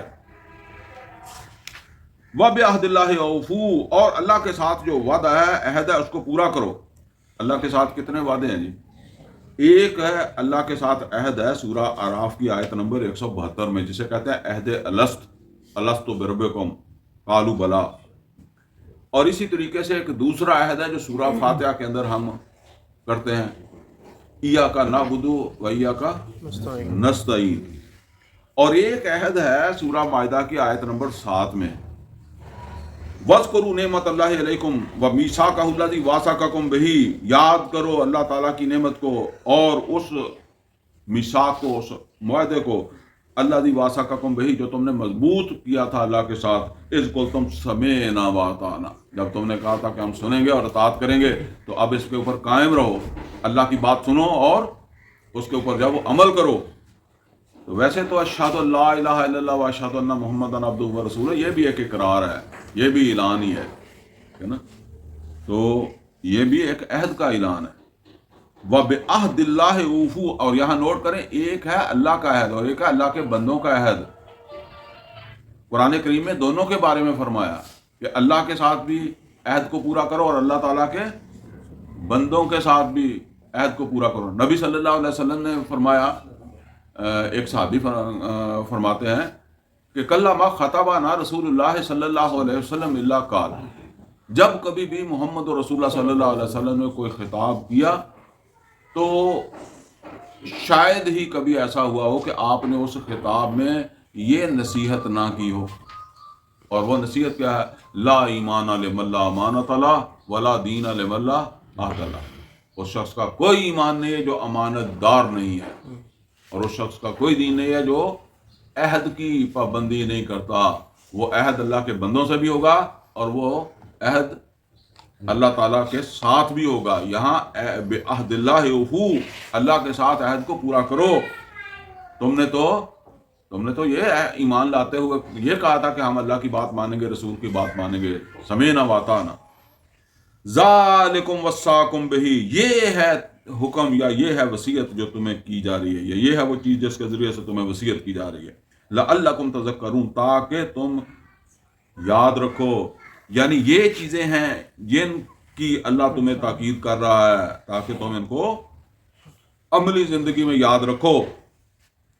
व अन्ना हाज़ा सिराती मुस्तकीमन फत्तबिऊह, और बेशक ये है सिराते मुस्तकीम, बस इस पर चलते जाओ। क्या समझे जी? ये पीछे जो बातें हैं, अच्छा मज़े की बात आप ज़रा ये देखें कि इनमें नमाज वगैरह की तो कोई बात ही नहीं आई है, इसमें आई है हक़ूक़ुल इबाद, और बताकर क्या कहा? ये है सिराते मुस्तकीम फत्तबिऊह, चलते जाओ चलते जाओ चलते जाओ इसके ऊपर यहाँ तक कि मौत आ जाए। वला तत्तबिउ सुबुल, और देखो दूसरे रास्तों के ऊपर ना चलो। फतफर्रक़ बिकुम अन सबीले, तो ये तुम्हें दूर कर देंगे, जुदा कर देंगे, हटा देंगे सीधे रास्ते से। ज़ालिकुम वस्साकुम बिही, अब देखें बार बार ये वसीयत, ताकीद, हुक्म, ये है जो हुक्म, ये है वो ताकीद जो तुम्हें की जा रही है। अच्छा बात कहाँ से शुरू की थी? आओ मैं तुम्हें बताऊं कि क्या हराम किया अल्लाह ने तो क्या हलाल किया है, तुमने अपने हराम हलाल बनाए हुए, आओ मैं तुम्हें बताऊं। ये है जो मजमून हम पढ़ रहे हैं ना। लअल्लकुम तत्तकून, ताकि तुम बच सको। सुम्मा आतैना मूसा किताब, फिर हमने तो मूसा अलैहिस्सलाम को भी किताब ही दी थी, मुंह ज़बानी नहीं कहा था कि बस ऐसे ही चलो। यानी हमने वो किताब किस लिए दिया कि किताब को दलील बनाओ, किताब को बुनियाद बनाओ। सुम्मा आतैना मूसा किताब, फिर हमने मूसा अलैहिस्सलाम को भी किताब अता की थी, तमामन अलल्लज़ी अहसना, और जो मुकम्मल थी हर उस शख्स के लिए जो नेकी भलाई इख्तियार करना चाहता है, उसके लिए हमने उसमें सब हदायत दे दी थी। व तफसीलन लिकुल्लि शै, और हर चीज़ मुफस्सल थी उसमें। व हुदम व रहमा, और वो भी हदायत थी और रहमत थी। लअल्लहुम बिलिकाइ रब्बिहिम युमिनून, ताकि वो अपने रब की मुलाकात का यकीन रखें। अच्छा ये तो थी मूसा अलैहिस्सलाम की किताब। अब क्या फरमाया वहाज़ा किताबुन अंज़लनाहु मुबारकुन, और अब ये किताब है। ये किताब कौन सी? कुरान हकीम। मूसा अलैहिस्सलाम की किताब के बाद फरमाया वहाज़ा किताबुन अंज़लनाहु मुबारकुन, फिर हमने अब ये किताब नाज़िल कर दिया जो बाबरकत है। बरकत का क्या मतलब है? जो मुफीद है। पानी के बारे में भी आया, माँ मुबारकन, ऐसा पानी जो पीने वाले को सेहत दे, कपड़े धोएं तो साबुन निकले, फसल को दें तो फसल सेहत याब हो। एक पानी वो होता है पिए तो पेट दर्द करे, कपड़े धोएं तो साबुन ना निकले, और अगर फसल को दे दे तो फसल मरे बल्कि तरक्की करने की बजाय। ये कहते हैं नहीं जब पानी नहीं आता तो जी नीचे का पानी है वो फसल को تباہ کر دیتا ہے، زمین کو تباہ کر دیتا ہے۔ تو یہ کتاب فائدے دینے والی ہے، ترقی دینے والی ہے، عروج دینے والی ہے۔ ان اللہ یرفع بہذا الکتاب اقواما ویضع بآخرین، یہ حدیث ہے عمر فاروق رضی اللہ تعالیٰ عنہ راوی ہے کہ یہ کتاب اٹھائے گا، یہ قرآن اٹھائے گا۔ وہذا کتاب انزلناہ مبارک، یہ کتاب ہے جو ہم نے نازل کی ہے، اب یہ مبارک ہے، یہ برکت والی ہے، یہ فائدے دے گی۔ اس کتاب کی جگہ وہ پیچھے چلی گئی کتاب جو موسیٰ علیہ السلام کو دی تھی۔ فاتبعوا، اس کی اتباع کرو۔ پیچھے نبی صلی اللہ علیہ وسلم کو بھی روکا کہ آپ ان کی اتباع نہ کریں، اب اس کے بارے میں کہا اس کی اتباع کرو۔ فاتبعوا، اس کی اتباع کرو، واتقوا، اور بچتے رہو کہ اس کتاب کی خلاف ورزی نہ ہو جائے، اس کتاب کی نافرمانی نہ ہو جائے، یا اس کتاب کا کوئی حکم نظر انداز نہ ہو جائے۔ لعلکم ترحمون، تاکہ تمہارے اوپر رحم کیا جائے۔ اس کا مطلب یہ ہے کہ اس کتاب کے ذریعے یا اس کتاب کا لحاظ یا اس کتاب کو بنیاد بنانے پر تمہارے ساتھ رحم والا سلوک ہوگا۔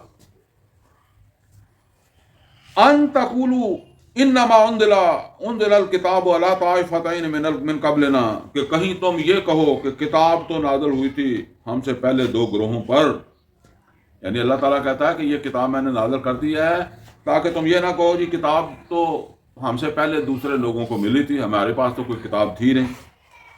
وَإِن كُنَّا عَن دِرَاسَتِهِمْ لَغَافِلِينَ، اور ہم تو اس کے پڑھنے پڑھانے سے جو ہے وہ غافل تھے، یعنی ہمیں تو پڑھے لکھے تھے نہیں، ہم امی تھے، تو لہذا ہمیں تو ان کی کتابوں سے استفادہ نہیں ہو سکتا تھا۔ او تقولوا لو انا انزل علینا الکتاب، یا تم یہ کہنے لگو کہ اگر ہماری طرف کہیں کتاب نازل ہو جاتی لکنا اہدی منہم، تو ہم کہیں ان سے زیادہ ہدایت والے ہوتے، یعنی جن کو وہ کتابیں دی گئی تورات انجیل، تو ان سے زیادہ ہم کتاب کی قدر کرنے والے ہوتے۔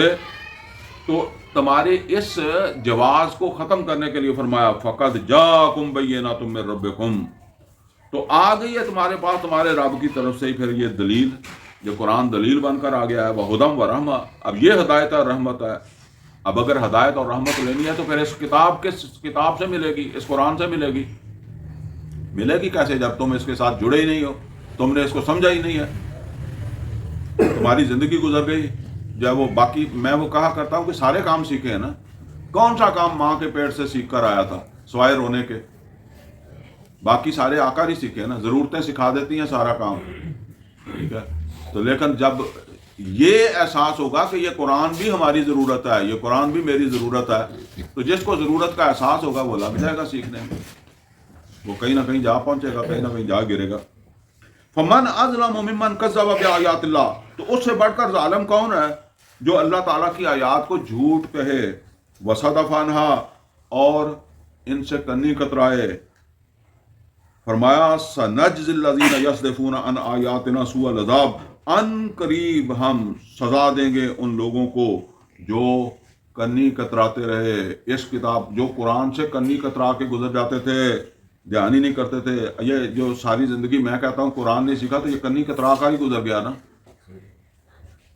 تو ان قریب ان کو سزا دیں گے جو ہماری آیات سے کنی کتراتے رہے، بہت برا، سوء العذاب، اللہ کہتا ہے بہت برا عذاب دیں گے یہ قرآن سے کنی کترا کے گزر جانے والوں کو، بما کانوا یصدفون، کیونکہ یہ تو رہے کنی کتراتے۔ ایک تو ہوتا ہے نا کبھی ایک کدی ہو گیا ان کی تو ساری زندگی اسی طرح ہی گزر گئی۔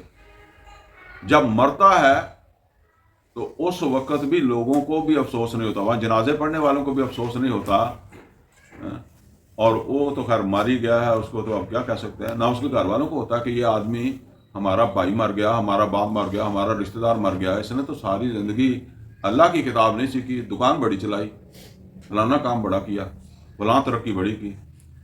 میں کہا کرتا ہوں تو ناکتے مکھی نہیں بیٹھ دیں۔ کوئی ڈرائیور ہو، اس کو آپ ذرا صرف اتنا سی بات کہہ دیں، اینوں تو گڈی نہیں چلانی آتی، وہ اگر تہاڈا کچھ کر نہ سکے تو وہ جو کچھ ہو جائے گا نا اینی گل سن کے، یہ پھر تمہیں آپ ہی پتہ ہے، ٹھیک ہے نا۔ کوئی الیکٹریشین ہے اور آپ اسے کہہ دیں یار اس نے تار نہیں جوڑنی آتی، تو وہ جو جل بھن کر جو ہے وہ راکھ ہو جائے گا، اور کچھ کر سکتا ہوا تو کر بھی جائے گا۔ کوئی جلیبیاں بناتا ہے نا، تو وہ اس کو جو ہے نا وہ یہ بات جلیبیوں والی مجھے اس لیے یاد آ گئی کہ جلیبیوں والے کے پاس کھڑے تھے تو ایک دوسرا آدمی نے کہا انہوں جلیبی نہیں بنانی ہوتی، لڑ پہ اور نے کہا مینوں نہیں بنانی ہوتی. اور کسی کو آپ کہہ دیں کہ یار انہوں تو قرآن نہیں آتا، ذرا غیرت نہیں آئے گی، ذرا شرم نہیں آئے گی، ذرا لڑن والی تو پوزیشن ہے ہی بالکل نہیں ہے، بلکہ بڑے مہذب طریقے نہ کہے گا اسی کہڑا مولویاں دی اولاد ہے، یعنی ساڈا تے کام ہی نہیں ہے گا، ساڈی تے لوڑ ہی نہیں ہے گی، قرآن تے ساڈی ضرورت ہی نہیں ہے گی. اس واسطے اگر یہ سانو نہیں آتا تو یہ علامہ سانو نہ دیتا جاوے. یعنی اس قرآن نہ سمجھنے کی بنیاد پر ہمیں تانا نہ دیا جائے، یہ تانا نہیں بنتا آپ کا. یہ ہے بات.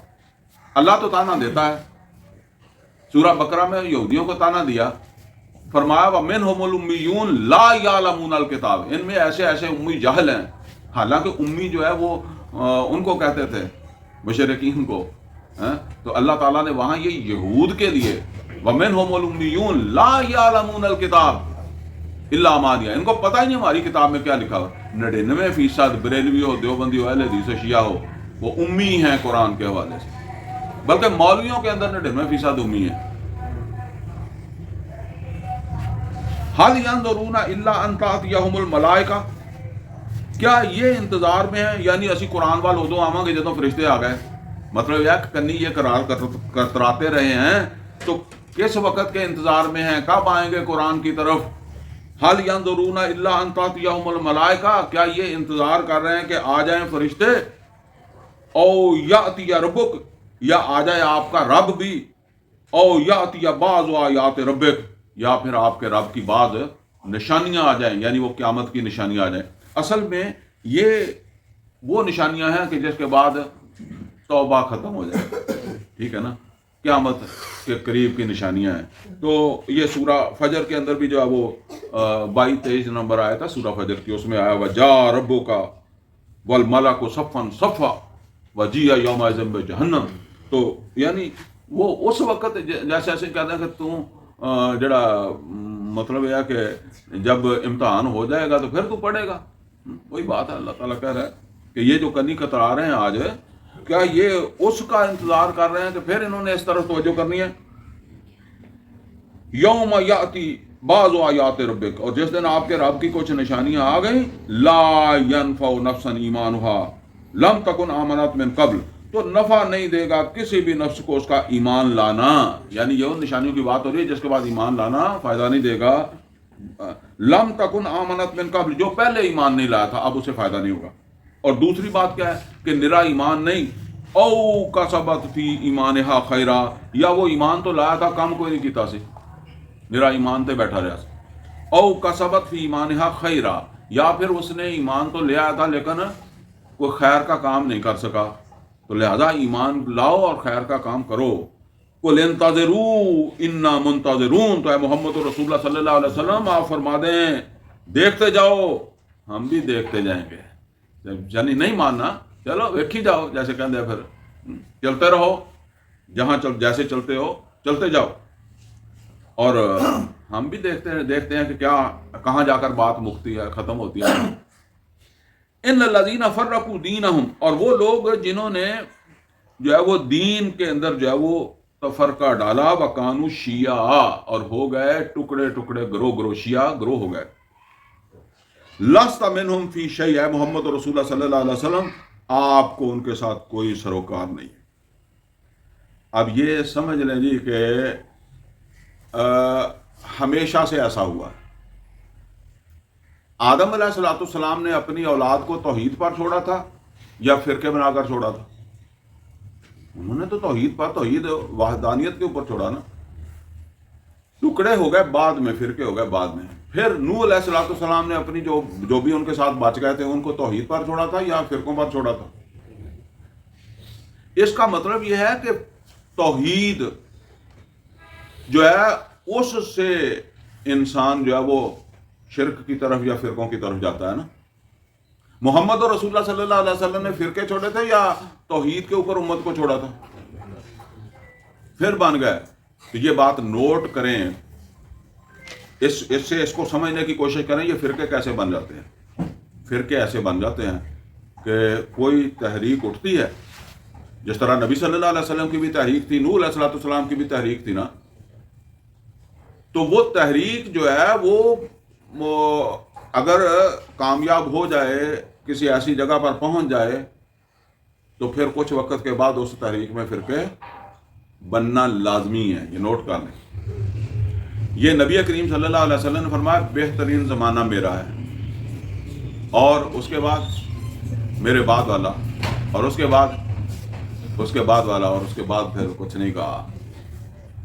खैरल कुरून करनी, बेहतरीन ज़माना किसका है? मेरा है। सुम्मल्लज़ीना यलूनहुम, फिर जो उनके साथ मिले हुए आएंगे, फिर सुम्मल्लज़ीना यलूनहुम, फिर जो उनके साथ मिले आएंगे, फिर आगे होंगे, फिर कई बनने शुरू हो जाएंगे। फिर जैसा जैसा आगे बात चलेगी बढ़ते चले जाएंगे। तो ये बात समझ लें, ये जो जमातें बनती हैं ना, ये जो बात आपको समझाने लगा हूं ना, ये जो जमातें बनती हैं, जब ये इनकी उम्र जो है वो 30-40 साल हो जाती है ना, ये फिरके ही बन जाते हैं। डॉक्टर इसरार अहमद रहमतुल्लाह अलैह की मैं एक बात आपको सुनाऊं। अब ये बात कोई नहीं मानेगा, मैंने डॉक्टर इसरार अहमद से ये सुना है खुद, कि उन्होंने कहा था कि शायद हमारी ये जमात जो है ये अपनी उम्र पूरी कर चुके हैं तंजीम इस्लामी के बारे में। बाकी जमात इस्लामी दूसरी चीज़ों को कहते था उम्र छड़ी कई कुछ दूर चली गई हैं, ठीक है ना, तो ये भी कर चुकी हो।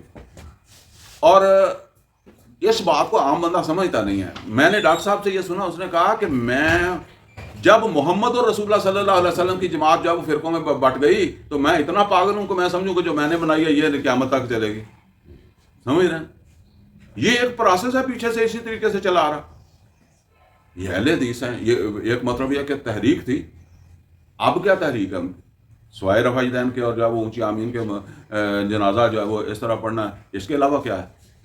इसके अलावा कुछ भी नहीं है। मैं कहता हूं कि यानी नमाज, रोज़ा, मौत, फौत, इसके अलावा फिरका ख़त्म हो जाता है। आप बाजार के अंदर जाए, मंडी जाएं, वहां कोई बरेलवी है, कोई देवबंदी है, कोई अहले हदीस है, उसी तरह अहले हदीस काम कर रहा है जिस तरह बरेलवी कर रहा है, जिस तरह देवबंदी कर रहा है। तो सारे एक जैसे ही काम करते हैं ना। जहां तक मौलवी है वहां तक फिरका है। जहां मौलवी खत्म हो गया वहां मौलवी कहाँ है? कोई अकीदे की बात हुई, कोई नमाज की बात हुई, कोई किसी मुर्दे के जनाजे की बात हुई, किसी बच्चे के कान में अजान देनी है तो वो मसला वहां बनाकर खड़ा हो जाएगा, वो और जो इस तरह की। जिधर मौलवी खत्म हो गया उधर फिरका खत्म हो गया। मंडी के अंदर, बाजार के अंदर कोई फिरका नहीं है। हुकूमत के अंदर कोई फिरका नहीं है। पीपल पार्टी होगी, उसमें अहले हदीस भी शामिल है, बरेलवी भी शामिल है, देवबंदी भी शामिल है, शिया भी शामिल है। इमरान खान के साथ बरेलवी भी होगा, देवबंदी भी होगा, शिया भी होगा, अहले हदीस भी होगा, यही सब जगह होगा ना। तो फिरका कहाँ है? फिरका यहीं है। तो बहरहाल ये समझ ले, तहरीकें जो है ना वो 30-40 साल से ज़्यादा नहीं चलती। नबी सल्लल्लाहु अलैहि वसल्लम की भी 30 साल के बाद हुकूमत 2 हिस्सों में हो गई थी, ठीक है ना। तो ये समझना कि जो भी नई जमात बनाता है ना, वो ये समझता है कि ये अब चलेगी क़यामत तक है। ऐसा होता नहीं है। ये पीछे से ही नहीं हुआ, पिछली तारीख को भी लिहाजा लाजमन कोई नई तहरीक उठेगी, फिर वो जो काम को लेकर जाए वो उठेगी, और वो भी इतना ही चलेगी। तो फरमाया कि इन लज़ीना फर्रकू दीनहुम, वो लोग जिन्होंने अपने दीन के अंदर फिरके बना लिए, वकानु शिया, हो गए टुकड़े टुकड़े, गिरोह। लस्ता मिनहुम फी शै, मोहम्मद रसूलुल्लाह सल्लल्लाहु अलैहि वसल्लम आपका इनसे कोई सरोकार नहीं है।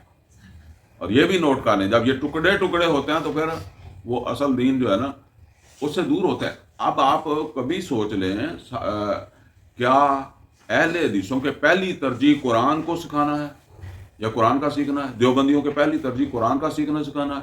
अहले सुन्नत के पहली तरजीह कुरान का सीखना सिखाना है? इसी तरह आप जमात इस्लामी है, क्या आप समझते हैं कि जमात इस्लामी के अंदर पहली तरजीह कुरान का सीखना सिखाना है? तबलीगी जमात के अंदर पहली तरजीह कुरान का सीखना सिखाना है? तंजीम इस्लामी, शबान मुस्लिम, कहीं भी इस बुनियाद के ऊपर आप जो है वो सोचा करें, देखा करें। जहां पहली तरजीह कुरान है ही नहीं तो वो फिरका या और क्या है? वहां तरजीह अपना वो ग्रोह ही होता है, अपनी वो जमात ही होती है। तो फरमाया लस्ता मिनहुम फी शै, है मोहम्मद रसूलुल्लाह सल्लल्लाहु अलैहि वसल्लम आपको इनसे कोई सरोकार नहीं है। इन्नमा अमरुहुम इलल्लाह, इनका मामला सुपुर्द हो गया अल्लाह के। सुम्मा युनब्बिहुम बिमा कानू यफअलून, फिर वो इनको बता देगा जो ये करते रहे। मन जा बिल हसनत फलहु अशरुम अमसालुहा, और जो कोई भी नेकी कमा के आएगा उसको मिलेगा उसका 10 गुना। व मन जा बिसय्या, और जो कोई बुराई कमा कर आएगा फला युजज़ा इल्ला मिसलहा, तो उसको उसका बदला मिलेगा बुराई जैसा ही, वाद नहीं मिलेगा। वहम ला युज़लमून, और उनके ऊपर जो है वो कोई ज्यादती नहीं होगी। नेकी के बारे में तो अल्लाह ने फरमाया 2 गुना भी, 4 गुना भी, 10 गुना भी, 700 गुना भी, और 700 गुना से ज्यादा भी कहा कि वल्लाहु युज़ाइफ़ु लिमन यशा, अल्लाह जिसके लिए चाहे और भी बढ़ा देगा। लेकिन बुराई का उतना ही है जितना उसने बुरा किया। कुल इन्ननी हदानी रब्बी इला सिरातिन मुस्तकीम, है मोहम्मद रसूलुल्लाह सल्लल्लाहु अलैहि वसल्लम आप फरमा दें बेशक मुझे हदायत दी है मेरे रब ने सीधे रास्ते की तरफ, दीनन क़य्यमन, बिल्कुल सीधा दीन जिसकी तरफ मुझे हदायत दी। मिल्लत इब्राहीम हनीफा, इब्राहीम यक रुख पर चलने वाला, यानी दो कश्तियों में पाँव नहीं रखने वाला, या यक रुखा होकर चलने वाला, उसके रास्ते की तरफ। वमा काना मिनल मुशरिकीन, और वो मुशरकों में से नहीं थे, वो शिरक करने वाले नहीं थे। अब यहाँ नोट करें, नबी करीम सल्लल्लाहु अलैहि वसल्लम की जो बरादरी है वो भी शिरक करने वाली है, और जो इब्राहीम अलैहिस्सलाम की बरादरी थी वो भी शिरक करने वाली थी। तो अल्लाह ने फरमाया कि बेशक वो पैदा तो हो गए थे इन्हीं के अंदर ही, लेकिन हकीकत में उन्होंने उनके साथ कोई सरोकार नहीं रखा। इसी तरह मोहम्मद रसूलुल्लाह सल्लल्लाहु अलैहि वसल्लम बेशक मक्का में पैदा हुए हैं, पूरी बरादरी जो है वो शिरक है, बुतों को संभाल कर रखने वाली है, लेकिन मोहम्मद रसूलुल्लाह सल्लल्लाहु अलैहि वसल्लम का भी कोई तल्लुक नहीं है। ये होना चाहिए असल के अंदर जो है वो आदमी का किरदार, शिरक को पहचानना। आज मक्का में हुकूमत कायम नहीं थी, रियासत कायम नहीं थी, अब यहां तो रियासत की सतह के ऊपर शिरक होता है ना। तो इस शिरक से अपना तल्लक जो है वो काटना, और ये शऊर लोगों के अंदर पैदा करने की कोशिश करना। कुल, और यहां भी ये समझ लें, इब्राहीम अलैहिस्सलाम के तो नमरूद की हुकूमत थी ना, मक्का में हुकूमत किसी की नहीं थी। वहां इब्राहीम अलैहिस्सलाम ने कोई लड़ाई लड़ी है उनके साथ? लोगों में शऊर ही पैदा करने की कोशिश की है ना, लोगों को समझाने की कोशिश की। वही दरमियानी बात है कि फ़इल्लम यस्तति फ़बिलिसानि, तो वो ही नहीं हम करते। कुल, ए मोहम्मद रसूलुल्लाह सल्लल्लाहु अलैहि वसल्लम फरमा दें इन्न सलाती व नुसुकी व महयाया व ममाती, बेशक मेरी नमाज, मेरी कुर्बानी, मेरा जीना, मेरा मरना रब्बुल आलमीन के लिए है। ये है असल के अंदर वो आयत नंबर 162 जो मैंने शुरू के अंदर जो है वो इसमें नुमाया करके जो है वो इस आज की क्लास में नुमाया किया था। ला शरीक लहू, उसका कोई शरीक नहीं है। व बिज़ालिका उमिरतु, और यही है जिसका मुझे हुक्म दिया गया, इसी का मुझे हुक्म दिया गया। व अना अव्वलुल मुस्लिमीन, और मैं सबसे पहले उसकी फरमाबरदारी करने वाला हूँ, उसकी बात मानने वाला हूँ। कुल अगैरल्लाहि अबगी रब्बा, तो मोहम्मद रसूलुल्लाह सल्लल्लाहु अलैहि वसल्लम फरमा दें क्या मैं अल्लाह के अलावा किसी और को रब मानूं? यानी ये तुम्हारे जो बोत हैं ये अरबाब है ना, क्या इनको मानूं? वह हुआ रब्बु कुल्लि शै, जबकि वो हर चीज का रब है। वला तक्सिबु कुल्लु नफ्सिन इल्ला अलैहा, और नहीं कमाता कोई शख्स भी मगर वो उसके जुम्मे पड़ता है, यानी हर एक का किया उसके जुम्मे पड़ता है, उसके जुम्मे पड़ेगा। वला ताज़िरु वाज़िरतुन विज़रा उख़रा, कोई किसी दूसरे का बोझ नहीं उठाएगा, हर किसी को अपना बोझ खुद उठाना पड़ेगा। सुम्मा इला रब्बिकुम मर्जिउकुम, फिर तुम अपने रब की तरफ लौट जाओगे अपने अपने बोझ उठा के। फ़युनब्बिउकुम बिमा कुंतुम फ़ीहि तख्तलिफ़ून, फिर वो तुम्हें बता देगा जिन चीज़ों में तुमने इख्तिलाफ किया। यानी ये फिरके बने थे तो इख्तिलाफ किया ना, एक दूसरे को, उसने कहा वो गलत, उसने कहा वो गलत। और कुरान की बुनियाद को किसी ने बुनियाद नहीं बनाया, जिसने बुनियाद बनाया होगा इंशाअल्लाह वो ठीक ही होगा। जिसने कुरान को बुनियाद बनाया होगा वही ठीक होगा। कुरान और सुन्नत, नबी सल्लल्लाहु अलैहि वसल्लम ने भी यही कहा। वह वल्लज़ी जअलकुम खलाइफ़ल अर्द, वो ही है जिसने तुम्हें जमीन के ऊपर जो वो नायब बनाया, खलीफा बनाया। वरफ़अ बाज़कुम फ़ौक़ बाज़िन दरजात, और उसने बुलंद किया तुम में से बास के दूसरों के ऊपर दर्जात। लियब्लुवकुम फ़ीमा आताकुम, ताकि तुम्हें इन दर्जात की वजह से आज़माए। ये नोट कर लें, ये दर्जात कोई अल्लाह ताला क्या फजीलत नहीं है। मसलन मियाँ बीवी है ना, تو مرد کو ایک درجہ دیا نا، وَإِلَى الرِّجَالِ عَلَيْهِنَّ دَرَجَةٌ، لیکن مرد کو فضیلت نہیں ہے. مرد نے ایک حکمران کے طور پر جو ہے نا وہ ایک عادل حکمران کے طور پر اپنے گھر میں حکمرانی کا حساب دینا ہے. بیوی رایا ہے، بچے رایا ہیں، اور بیوی جو ہے اس نے رایا کا، بچے جو ہیں انہوں نے رایا کا، اس حساب سے اپنا حساب دینا ہے نا. تو اگر رایا جو ہے اس نے تو حکمران کو حکمران مان لیا، اور وہ جو حاکم تھا اس نے اپنی رایا کے ساتھ اچھا سلوک نہیں کیا، اسی کو آپ آگے بڑھاتے جائیں تو پکڑا کون جائے گا؟ وہ بھی پکڑا جائے گا، گھر والا پکڑا جائے گا. لہذا جو ہے نا وہ جس کو اسی طریقے سے کسی کو اللہ نے مل دے دی ہے اور اسی مل میں کوئی مزدور ہے تو وہ اس کی اجرت ہی نہیں دیتا، تنخواہ ہی نہیں دیتا. نبی صلی اللہ علیہ وسلم نے تو فرمایا مزدور کی مزدوری پسینہ خشک ہونے سے پہلے ادا کرو. تو وہ دیتا نہیں ہے. تو بس یہی ہے، سمجھ لیں یہ جو انسانوں کی اونچ نیچ ہے یہ ٹیسٹ ہے.